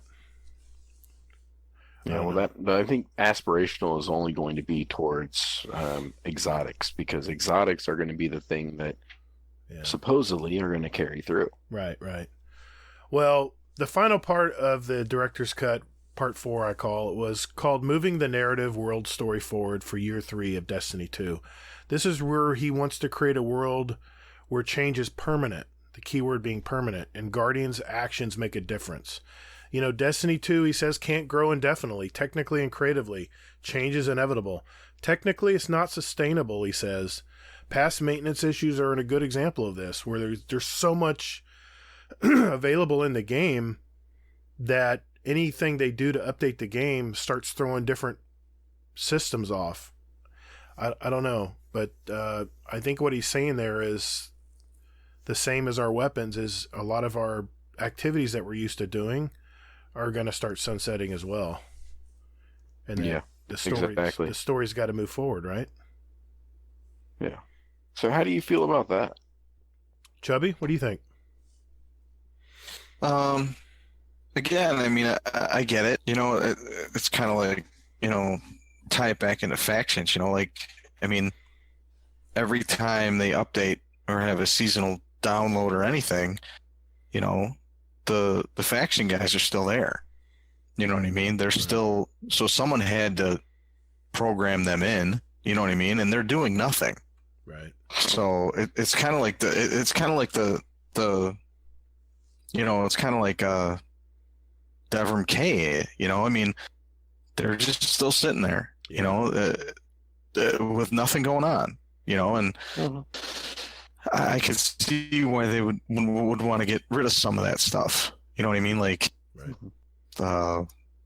The weapon forges and stuff, or not the weapon forges, but the black armory. Right. I get it, like I was saying about nightmare hunts. You know what I mean? No one does them. There's stuff on the moon that no one does anymore. Yeah. So instead of maintaining something no one uses, I could see allocating those resources to advance this more. I don't know how they figure out what. Yeah. I wouldn't want to have their job. That's for sure. I mean, it's kind of the same theme with the weapons, though. Yeah, that's true. What would you be willing to give up? What content would you be willing to give up? Well, we just said it. Nightmare hunts. Definitely, those could go.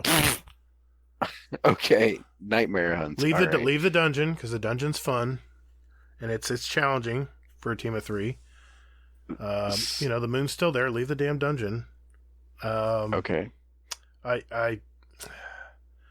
I don't think we need. I hate to say this. Gosh, it just kills me to say it, but the not the the reckoning. I think we can get rid of the reckoning.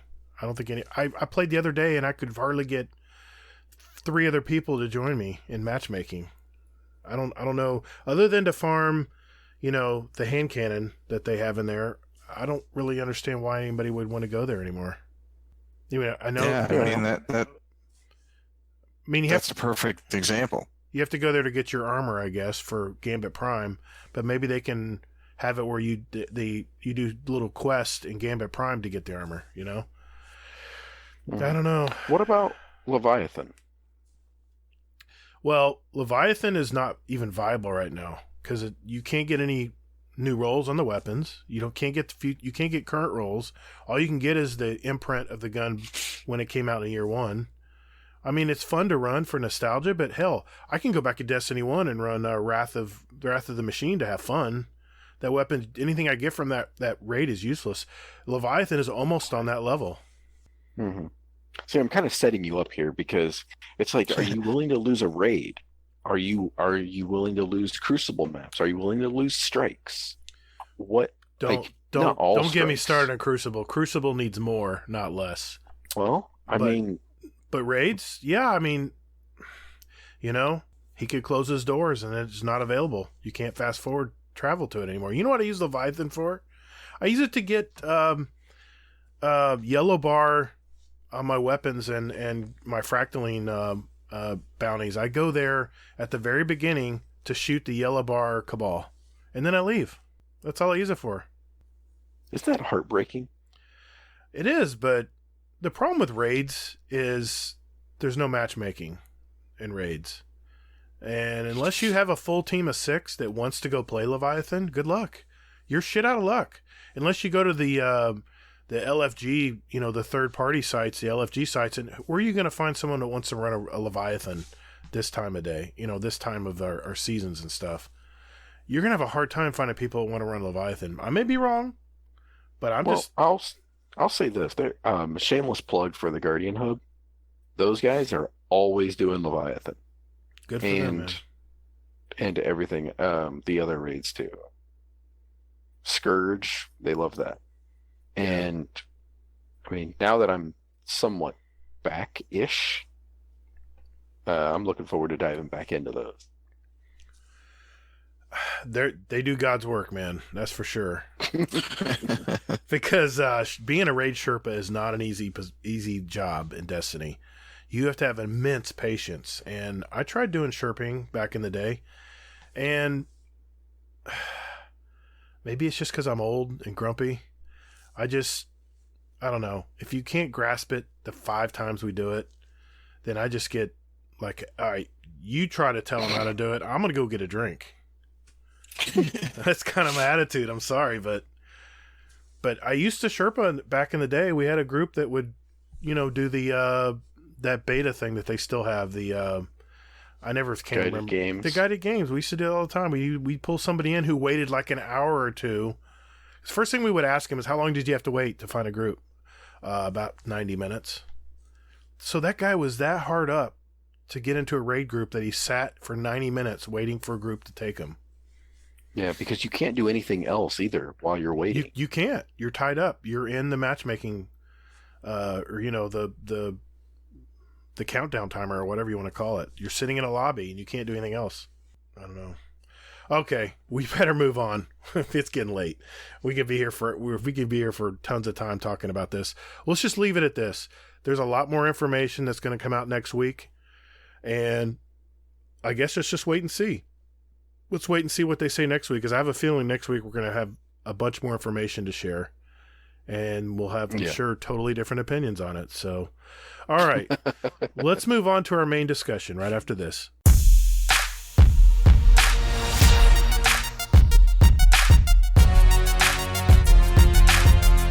Okay, for our main discussion tonight, since Destiny's kind of a little slow right now, we're in between seasons, I think, Hazel, you came up with this idea. And being that we have a musical guest with us here tonight, I figured, you know what? Let's pick 3 music albums that influenced our life, past or present, could be from any time period, and maybe just explain what we liked about it, and maybe some popular songs that were on it and such, and go from there. So we each have picked our 3 that we want, and I'll go first. Why not? The number 1, and I did this in chronological order, by the way. My number 1 album, or my first album that I'm going to mention that had a big influence on me, was the album Heartbeat City by The Cars.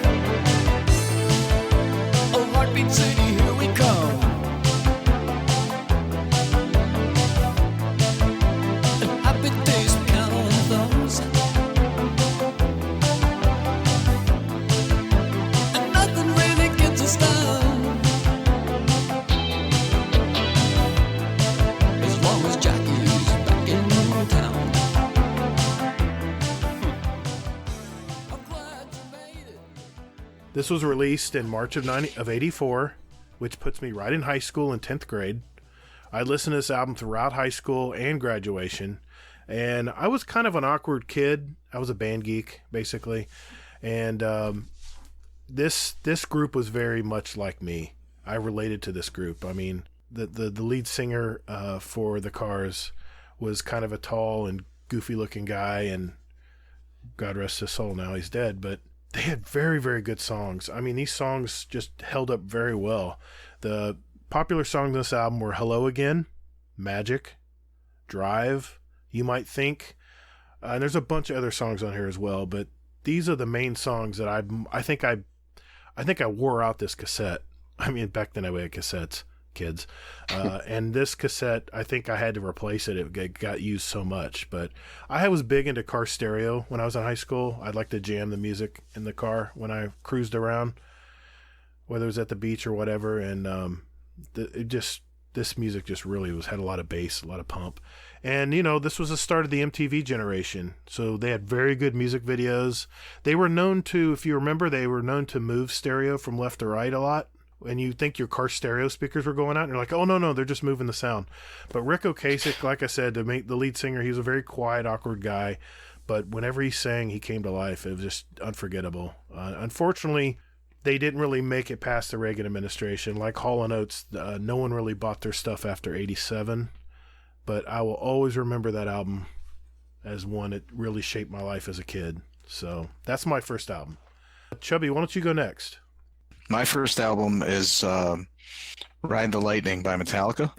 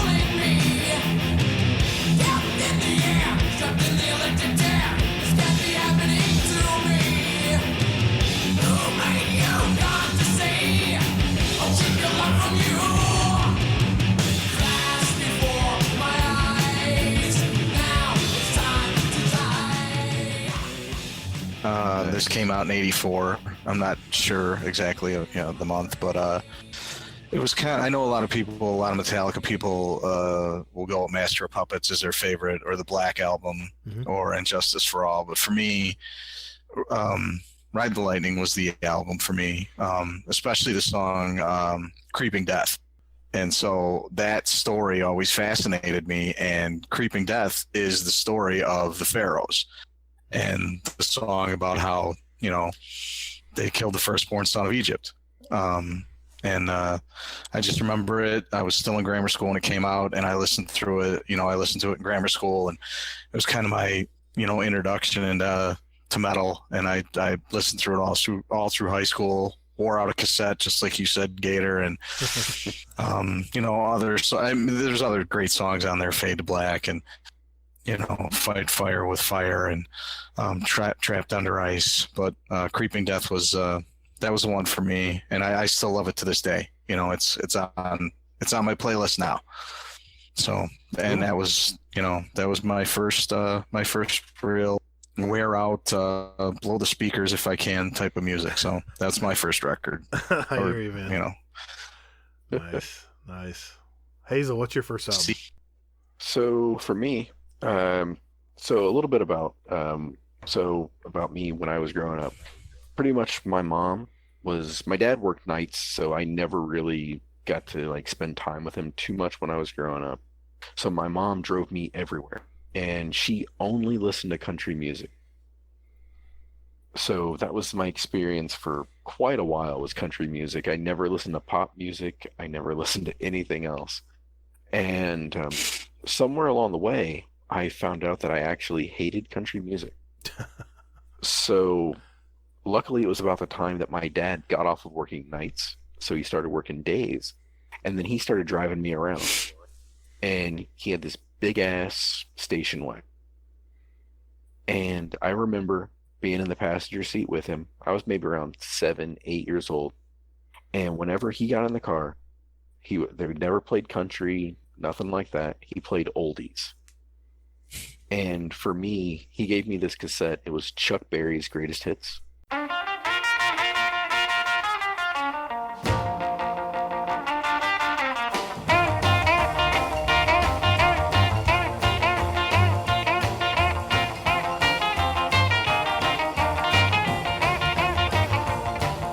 Deep down in Louisiana, close to New Orleans, way back up in the woods among the evergreens, there stood a log cabin made of earth and wood, where lived a country boy named Johnny B. Good, who never ever learned to read or write so well, but he could play a guitar just like a ringing a bell. Go, go! Go, Johnny, go, go! Go, Johnny, go, go! So there was things like Maybelline, Johnny B. Good, Roll Over Beethoven, things like that. And that was just like my introduction to something outside of country that just completely woke me up. That surprises me that you picked that. Being you're the youngest one in this group. Well, my other picks will, make you Okay. throw up in your mouth. All right. All right, then I'm going to move on to my number 2. Now let's move forward to my early years of dating my now wife. We're going back to March of 1990. It would be Violator from Depeche Mode. Reach out, touch faith.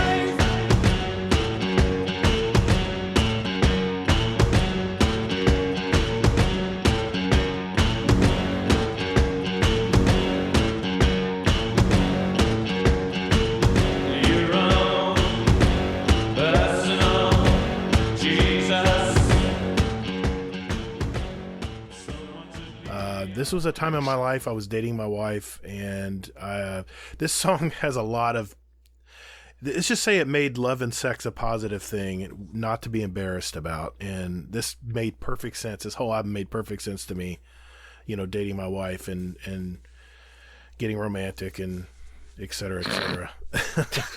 I'll keep it G-rated. Exactly. But popular songs included Personal Jesus, Enjoy the Silence, Policy of Truth, which, by the way, is in our playlist, and World in My Eyes. Really good songs. This was the 7th release from the Depeche Mode, and it's considered, I guess, synth pop genre, but I consider it alt rock, which is what I listen to most today. Alt Nation, XM Radio, Sirius XM, that's kind of my genre. So this fits right well into that music. And God, I still listen to this album today. Still go back and listen to it. Brings back so many memories. It's amazing how music can transport you to exactly when you first heard it. You can, Yeah, buddy. you can smell just like you're right there. You can smell and see like you've been transported right to that time of your life. It's really strange. But, yep, that's my number 2. Chubby, what's your number 2, man? My number 2 is Social Distortion, self-titled Social Distortion.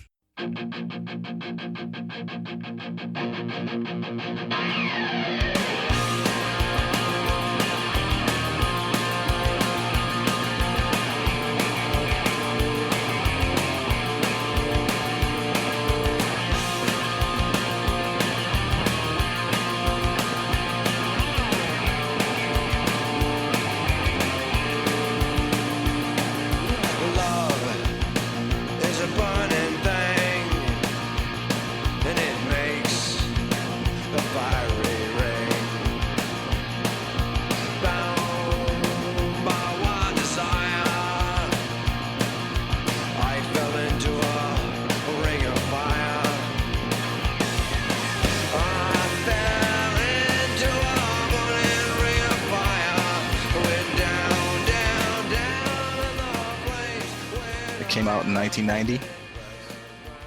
And like you said, the whole transportation thing, like going back in time, I can remember sitting in my parents' basement watching 120 Minutes on MTV, and the video for Ring of Fire came up.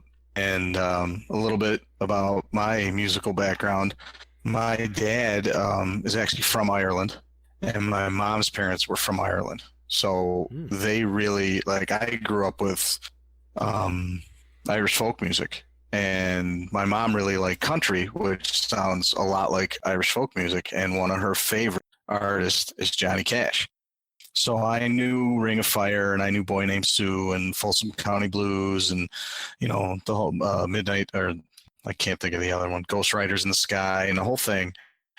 And then I remember sitting in my basement, and I'm 18 at the time, and here comes Ring of Fire, but it was like, I remember watching it. This is my Ring of Fire.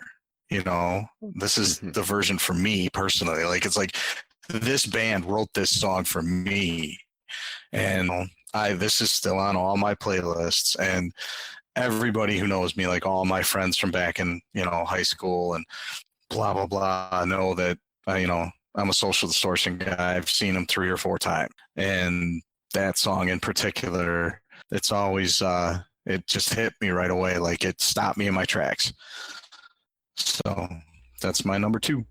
Very nice, man. It's like a punk band, right? Social Distortion? Yeah, they're a punk band from Southern California. They've been around for a long time. I remember them. I remember their songs. But they're not really like hardcore punk. They're more like kind of like a bluesy rockabilly punk. Yeah. Ring of Fire is like a faster version, I think, if I remember correctly. It's like a little bit faster version than the country song. Yeah. Yeah, but it stays pretty true to the roots too. Like, for a cover, it's a good cover. But yeah, I remember that. Cool. All right, Hazel, lay it on us. Number 2.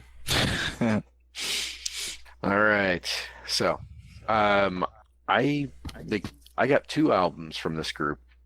Not really albums, actually, cassettes. One from my cousin and one from a friend of mine. Probably within 48 hours of each other. And it was just like one of those things. I didn't listen to either one of them for probably like another week. So I had them both in my possession, and I'm like, you know what? Okay, I'm going to check this out. One of them was Use Your Illusion 2, and the other is GNR Lies. Guns N' Roses.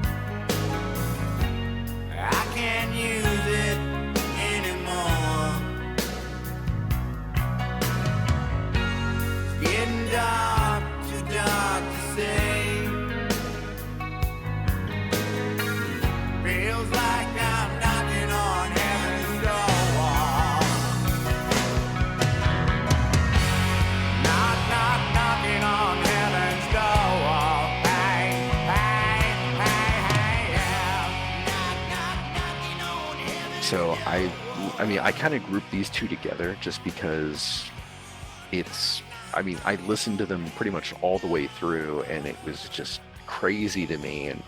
And my parents absolutely hated Axl Rose and how he would scream and everything else. I mean, it just drove them up a wall. They were like, okay, if you're going to play this, you have to shut the door or put your headphones on. So, I mean, that's what I did. I listened to, Patience, and I listened to You Could Be Mine, Knocking on Heaven's Door, just all those songs just immediately just transports me back to me being in my room with my door shut. My parents just cringing whenever we'd get in the car, and I'd be like, can I put it in? And they're like, no. Jeez. Very nice, man. Very nice. Well, that leads me to number 3, and we're still going in chronological order here. I'm transported to June of 2005. This puts me in a time in my life. I was a 30-something. I had 2 young kids. It has to be the Foo Fighters.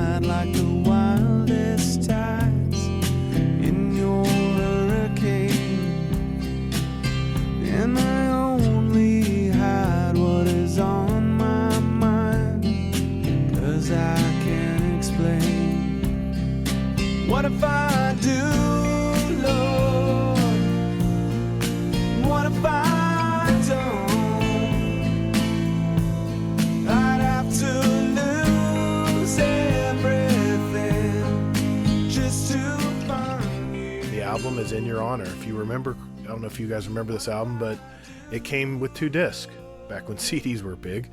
I just love Dave Grohl. Dave Grohl, he went from a background singer and, part playing drums with Nirvana, and then transforming into a front man with great vocals and beautiful guitar riffs, beautiful guitar playing. Like I said, it had 1 disc with heavy rock songs and a 2nd disc with a mellower, more acoustic rock. Both discs, I can listen to both sides front to back. This is one of those albums I can listen to all the way through. It's considered alt-rock, post-grunge, hard rock, acoustic rock, all those genres in one album, which just made it so great. Popular songs, Best of You, DOA, No Way Back, Miracle, and my all-time favorite, Razor, which if you remember, back in episode 1, this was the very first song I added to our playlist, was Razor. Yeah, that was my 3rd and final pick. An album that really, really meant a lot to me as a dad trying to raise 2 young kids. So, Mr. Chubbywizard, number 3 for you, sir. Number 3 for me is Pearl Jam 10.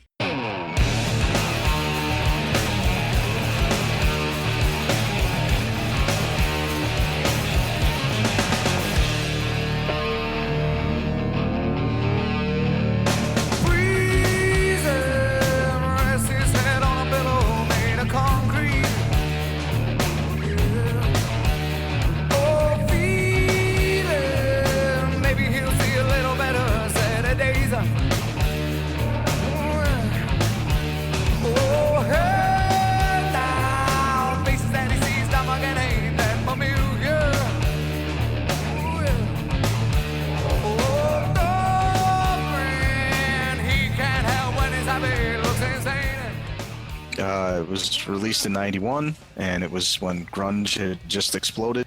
And I'm always kind of a guy that I go kicking and screaming into what's popular.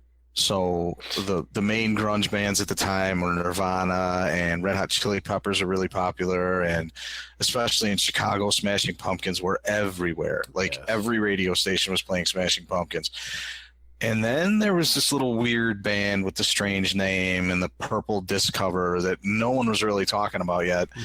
And I started listening to them a little bit. And then I turned on Saturday Night Live, and they were playing on Saturday Night Live, and they played a song called Porch on Saturday Night Live. And they went batshit, jumping around, screaming and yelling. And I was just stunned. I was like, these guys are insane. And they're awesome, and this song is awesome. And after that, it was, I can name the whole CD. Jeremy, Even Flow, the whole thing, Black, Porch, the whole Pearl Jam 10 is one of the best CDs ever made, as far as I'm concerned.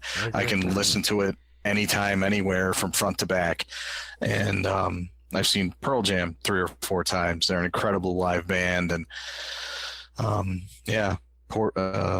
Pearl Jam 10 was it for me. And, to this day, it's something that's on all my playlists, the whole thing. And they're still going strong. They're still turning out good music. Yeah, I just added their latest song, Dance of the Clairvoyants, from their new album. I just added it last week on our playlist.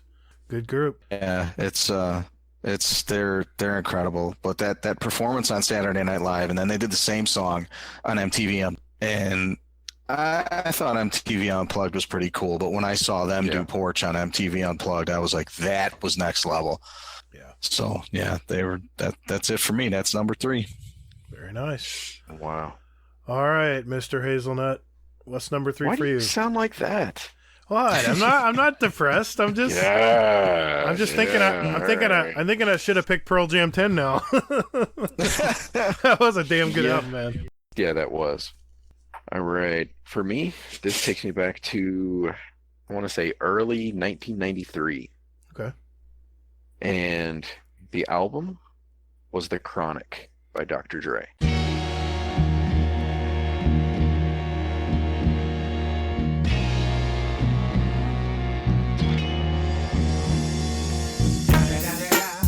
It's the motherfucking Eagle Double G. Snoop Dogg. You know I'm mobbing with the D.R.E. Yeah. You know who's back up in this motherfucker. So blaze the weed up then. Blaze that shit up, nigga. Yeah. Sup, Snoop? Top dog, light 'em all, nigga, burn this shit up. DPGC, my nigga, turn that shit up. CPT, LBC, yeah, we hooking back up. And when they bang this in the club, baby, you got to get up. Thug niggas, drug dealers, yeah, they giving it up. Low life, yo life, boy, we living it up. Yeah, this was just, it had nothing but a G thing on there. Dre Day, Let Me Ride. There was just something about it that I would just listen to, and it was probably like my first hardcore like rap album, and that I listened to, and I just remember listening to this, and I kept playing it over and over and over again. And then it wasn't until maybe 6 months later when I was like rapping the words, and a friend of mine goes, those aren't the real words, right? What the fuck are you talking about? I didn't actually say that because I didn't say fuck them. Right. But basically I had the edited version of this. So so here I am, and my friend did not have the edited version of it. So and it was just a fun little moment there. But yeah. Very cool, man. Very cool. Well, hey, that was fun. I'm glad we did that. I've been looking forward to this all week. And I think Fluffy Fingers and Admiral Nips, Chuck Likes Pizza, and what's it called? Spaz? What's it called? I think it's Ian. That's how I know him. They just had a music album, a double one, this week, and I was so impressed with that. So I'm kind of getting inspired by these music podcasts they've been putting out. So I really look forward to this. It was really cool to listen. And I really like the episode they did with Warren Zevon. Yeah, I remember that one still. I still remember that one. Yeah, that was cool. I think they had JC Jesse on that one. Yeah. I think he even did some singing. He did the parody song. He did. That was so good. That was so good. Damn, that's so good. Well, hey guys, I know it's getting late. Let's keep moving on here. We're almost done. Let's come back with our Twitter and Discord questions right after this.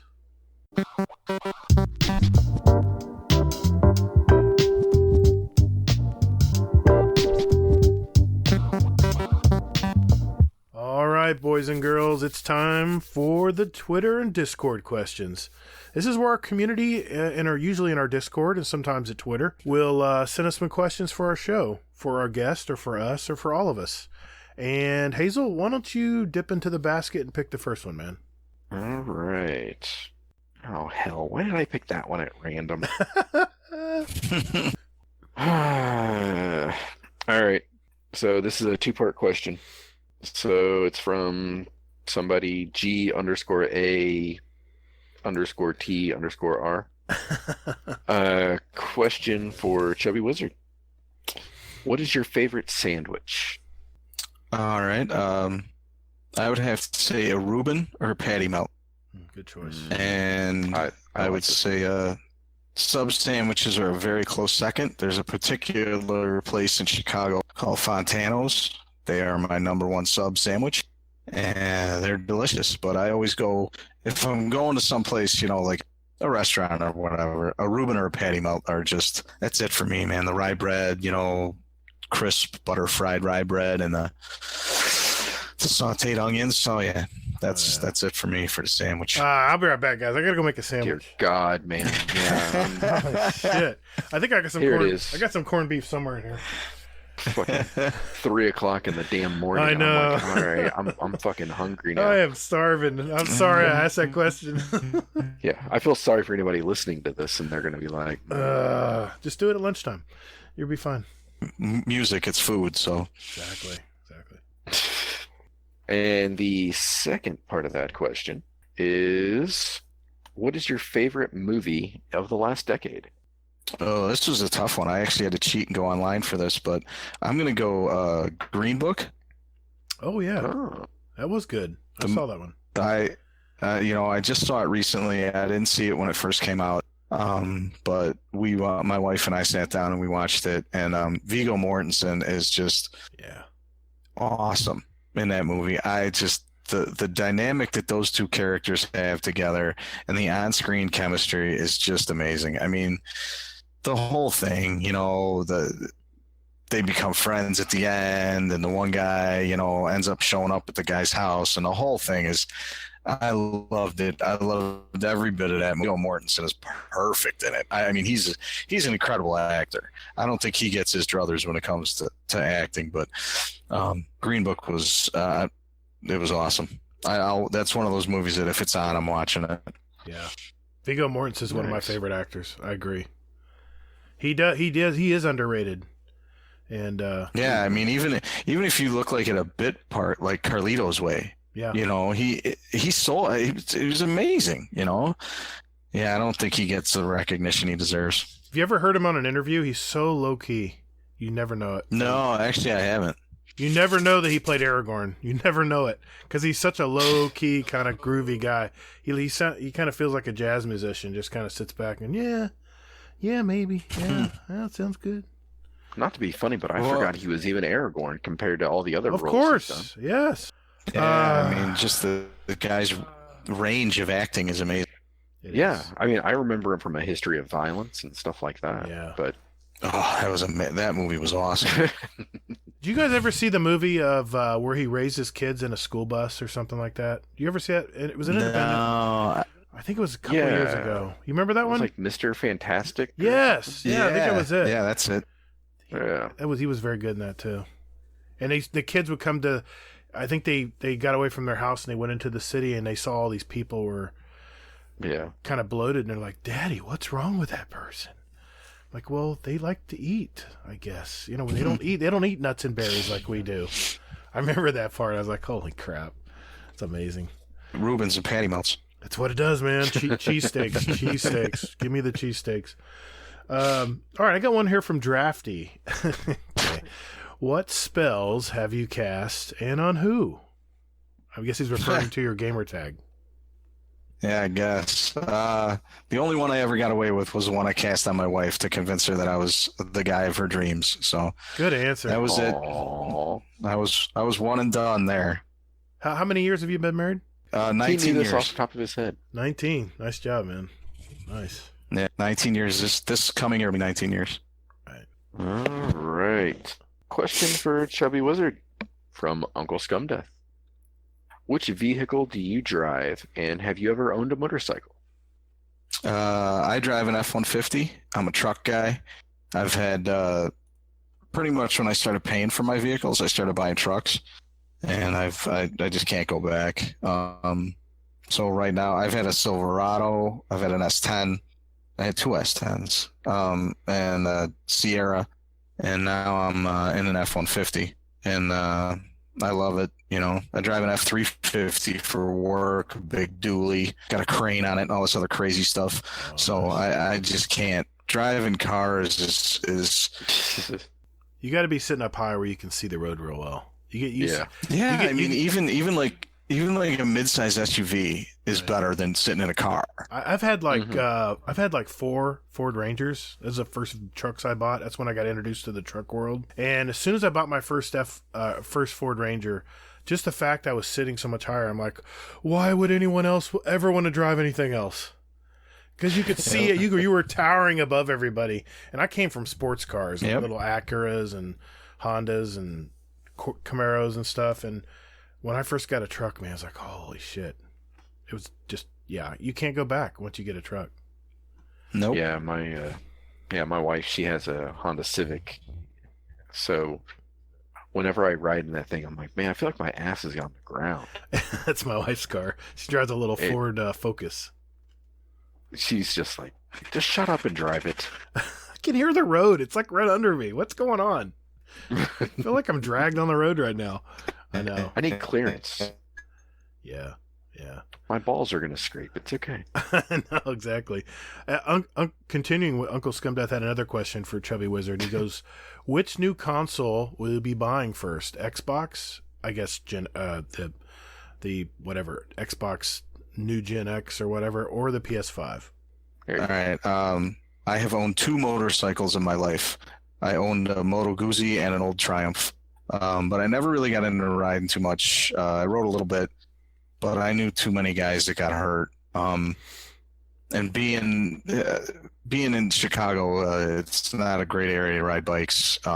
So it was just, I did it, and then the time I started doing it, I started having kids at the same time. So that was the grand deterrent. So that was the other. Sorry, I forgot to answer. I that question. That's because I didn't let you answer it. Sorry. No worries. As far as the Xbox or the PS5, probably the Xbox. Because hopefully I'll end up splitting it with the 6th Austin. I know he'll want to stay on Xbox. Yeah, I hear you.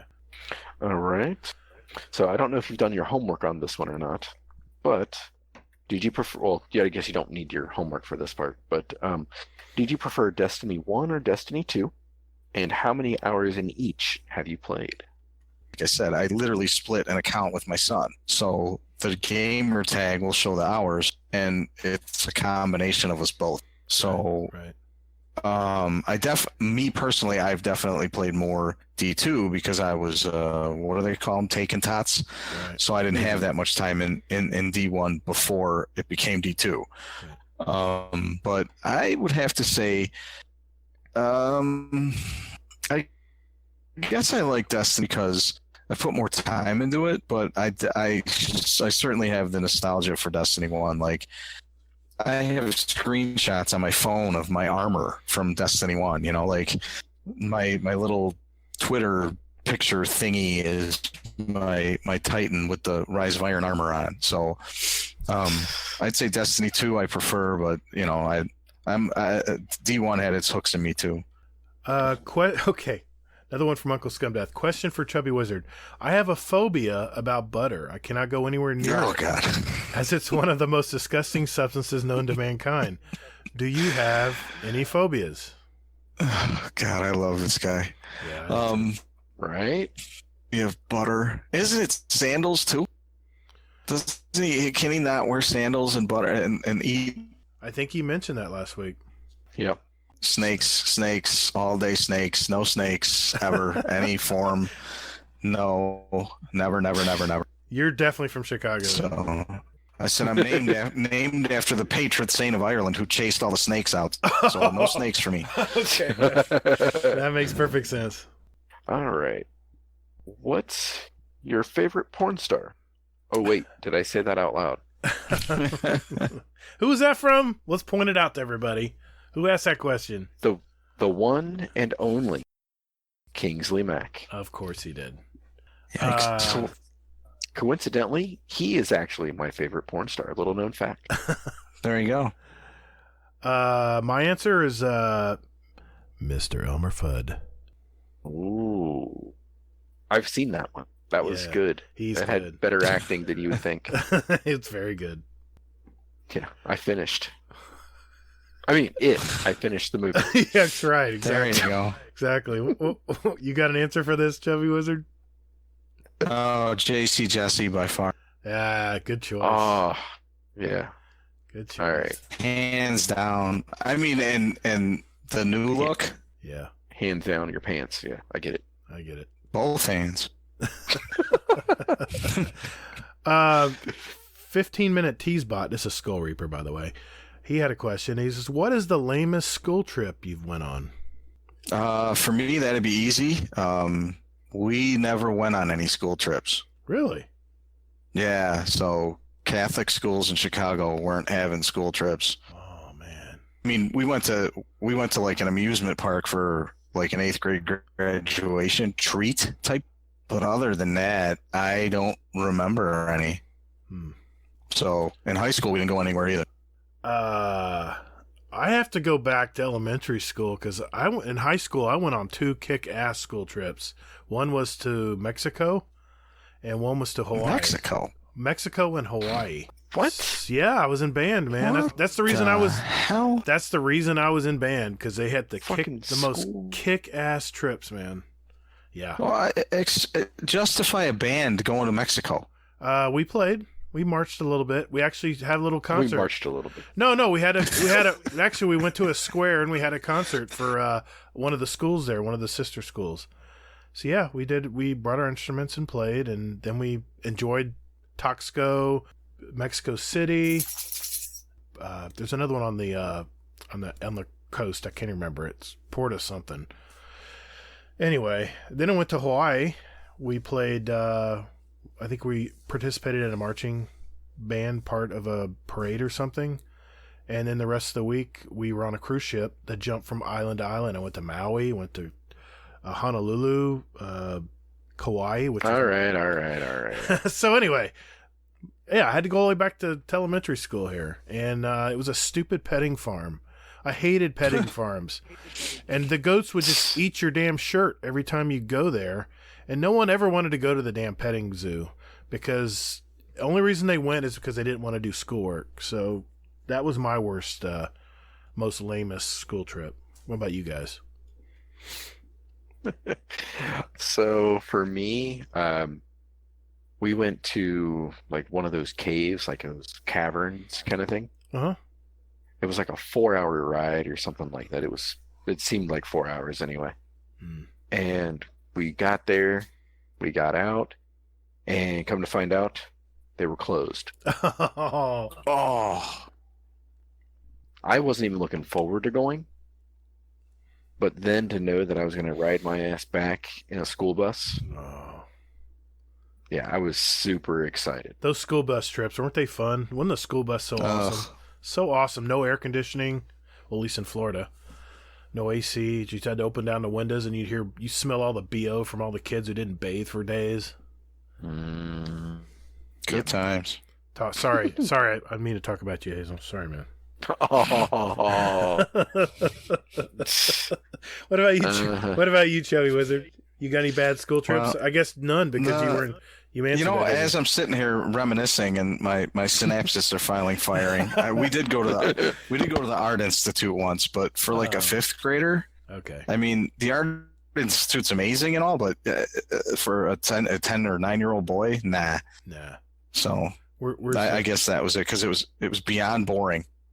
Yeah, unless there were nudes. Yeah, no, the nuns weren't letting us see any of that. That's for sure. Yeah, I hear you. Why don't we ask one more here? Hazel, why don't you finish it out? All right. Okay. A nice quick shower or a long hot bath. I've not had a hot bath in about 20 years, but I've had a shower. Man, I haven't had a bath in about 30 years. I've always had showers in my house, and I think the last time I had a bath, I was in Little League nursing a bad knee or a twisted ankle or something, and my mom told me to soak in the bath. That's the last time I saw a bathtub. What about you guys? Yeah, I would. I'm the same. I hurt my back in high school. I pulled the muscles in my back, and the doctor told me soak in a tub. That's the last time I was in a tub. So hot showers. Yeah, that's same here. Yeah. Not a bath guy. Baths, for guys, I don't know many guys that like baths. I don't know. Maybe it's just me. Maybe it's my old cranky self. I don't know. But hey, thanks community for sending those questions in. If we didn't answer your question, Uncle Scumdeath, we will get to them next week. We got a really late start tonight, so I don't want to keep Pat here till it's time to wake up. So let's move on to our Spotify playlist picks. This is kind of a little sprinkling of what the three of us like to listen to, and we all agreed that our picks tonight would be a mystery. Nobody's going to submit their songs this week, and we're going to base it on the albums we picked for tonight. So, Pat, why don't you start out, man? What's your first pick? I'm going with Ring of Fire by Social Distortion. It blew me away, the whole thing, and the Southern Cal punk scene and Social Distortion themselves with the old 50s, the motorcycles and the slick back hair and the whole thing. I was like, this is good stuff. Yeah. I'm gonna go with Porch from Pearl Jam. I was hoping I was hoping you were gonna pick the song just stopped me in my tracks. I mean, and I remember it like it was yesterday, and it was how many years ago. So my jaw was open, my mouth was open. I was catching flies watching these guys, and I was like, I'm just stunned. So when something hits you that hard, you remember it for a long time. And like I said, I've seen them a couple times live. And very cool, man. Very cool. Hazel, what about you, man? What's your first pick? Did he do his third? Third. We only get 2 picks. I thought we were doing one from each. Oh, did you pick a third? I have a third. Okay. No. Let's do it. Let me ixnay that. We're gonna pick 3 songs tonight. One from each. That's all right. Let me get them on Google here real quick. No, one from each of the albums that we chose as our influential albums. So that would be you picked 2. So what is your third, Pat? Well, I mean, are the song so the playlist police gonna get you in trouble for this? I don't know. Hold on. Your numbers? Or? I don't know. Let's pause for a moment and check.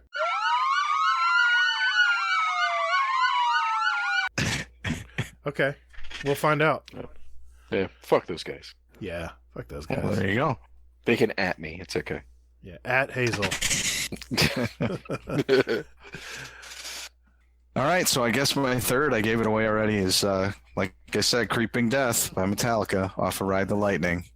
Songs about painting blood over doorways, and the line that always hit me the hardest was in the song they say, "I rule the midnight air, the destroyer." So, I thought that was cool when I was 12, and I still think it's cool when I'm 47. So that's it for me. Hell yeah. Definitely. Awesome. Hazel, your 3? All right. Yep. I'll go next, so I can give you time to pick your third. Yeah, I'm scrambling right now. I'm going through my iTunes. So for me, now The Chronic is not on Spotify, so I went with another Dr. Dre song instead. Okay. And I went with The Next Episode. Okay. Yeah. So, and it fits more of our playlist than the other songs too, to a degree. All right. Very cool. Number 2? Number 2, going with Guns N' Roses from Use Your Illusion 2, Knocking on Heaven's Door. Oh, great song, man. I think it's one of their best. It's one of their best songs. Yeah. Yeah, I just remember it just like that song just completely made me stop what I was doing, and I'm like, okay, I need to listen to this. Very cool. Very cool.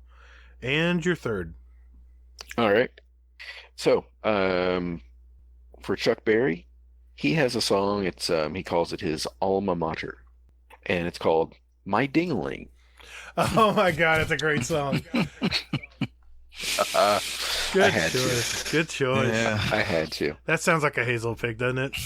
Doesn't it though? I had to, right? Okay. Well, you can say I'm using cheat codes, Hazel. I don't care. I picked a song that was not one of my albums. What? Yeah, because this was what I really wrenched. I was really torn on this between this album and the Heartbeat City album, and Heartbeat City won out. But I said, you know what?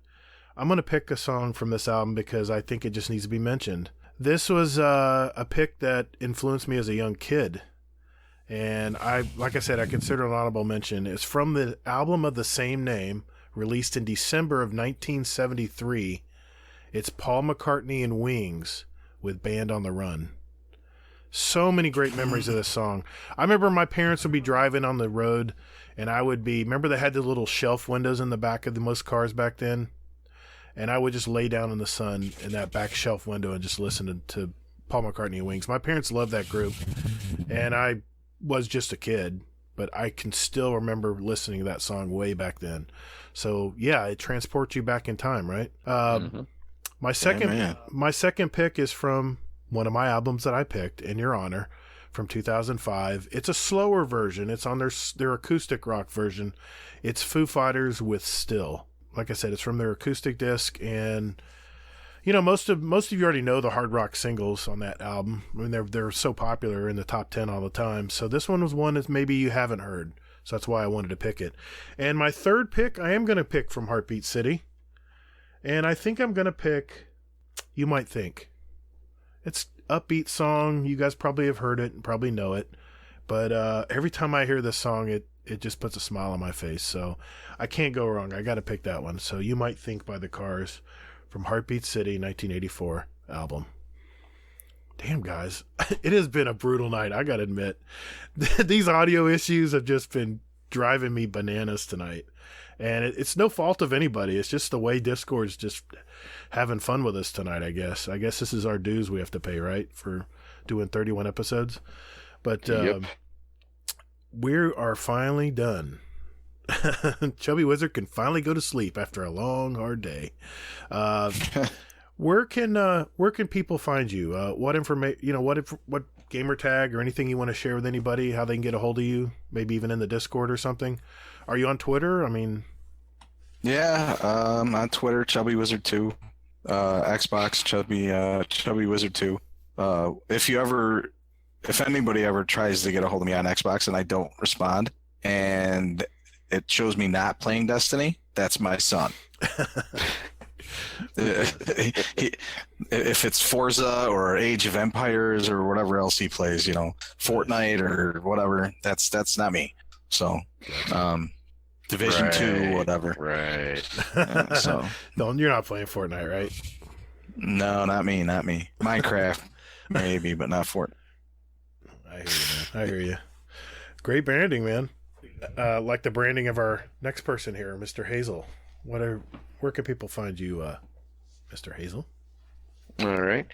You can find me all across the interwebs at Hazelnut. HAZELNT. Gotta love the branding. You can contact me via the Twitter at Todd the Gator. You can also find me on YouTube, Steam, and PS4. GATR, all caps, underscores in between, and Gator, same way it's spelled, space GDC on Xbox. You can stop by my YouTube channel. I post gameplay vids, mainly, of Destiny mainly. I do a lot of Crucible vids, what I've been uploading lately. Been gaming with Warcry and stuff, and it's just fun to watch that back, play it back. You learn from your mistakes and stuff, and get to be embarrassed when people call you out for missing a sniper shot or something. I don't know. Anyway, I just do it for the fun. And I'm well over my 100 mark. I just wanted to say thank you to everybody who did sub to the channel. You can find us, by the way, the podcast, on iTunes, Spotify, Google Play, Podbean, Stitcher. Anywhere you get a podcast these days, you can find us. You can also email us at guardiandowncast, all one word, at gmail.com. And we're on Twitter at guardian_D_cast. For show questions or any DMs you want to send us, we do answer them. We have a fantastic Discord as well. And if, for those who aren't familiar with Discord, think of it as like a website. You're going to a website, but there's a lot of forums. There's a lot of channels you can go and visit and talk with a lot of awesome people who like Destiny as well and other things. We have all kinds of channels in here: music, recipes, food, just BSing. We have a memes channel. I mean, you name it. So don't hesitate. Join our Discord and have some fun with a lot of awesome people in here. And in fact, Chubbywizard's one of our mods. So we really would like you to join us. And just a great place to talk to people. And I'm rambling on. It's just getting late. You can tell. I will leave a permanent invite link in our show notes. So just click on the Discord link in our description, and you'll take you right there to us. Thank you all so very much for listening. And later, Guardian.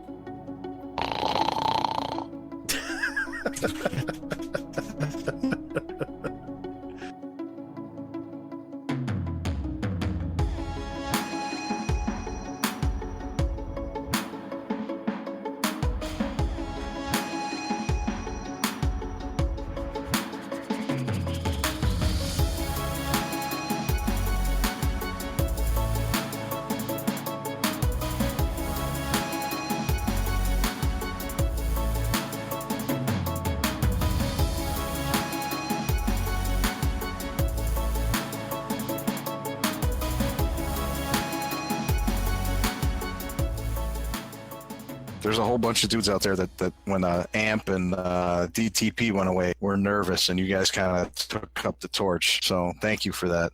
Thanks, man. We appreciate it. Thank you.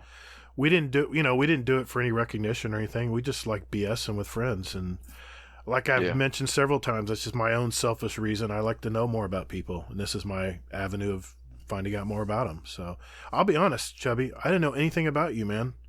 I mean, you came in with a Dad Tales crew, and I really never had a chance to game with you or anything. So, man, thanks for coming on tonight, because I was really looking forward to tonight's show. I really didn't know much about you. Never even knew you were an electrician. Oh, thanks, man. Accommodating all my craziness and goofy ass schedules and canceling and asking for time and everything else that goes on. But it's 4 kids. Your life is not your own. I was just gonna say that. 4 kids. That's all. That's all you have to say, dude. We understand. Yeah. Chaos. Yeah. It is.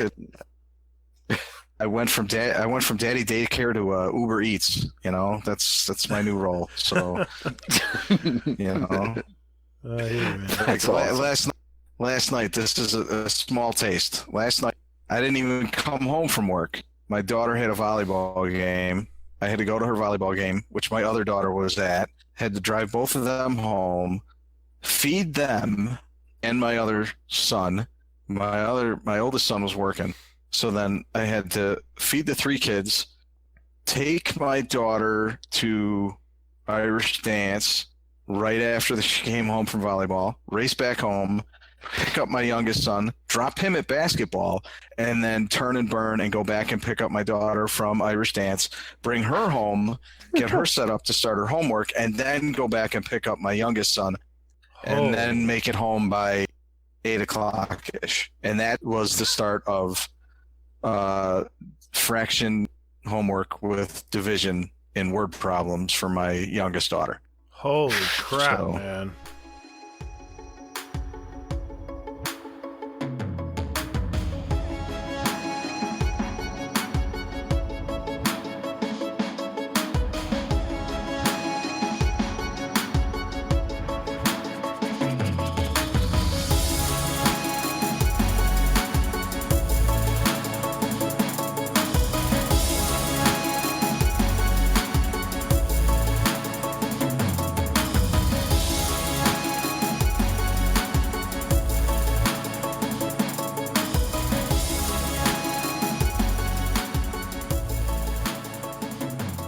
there's going to be a day soon where you're going to walk in the house and they're not going to come running up to you anymore.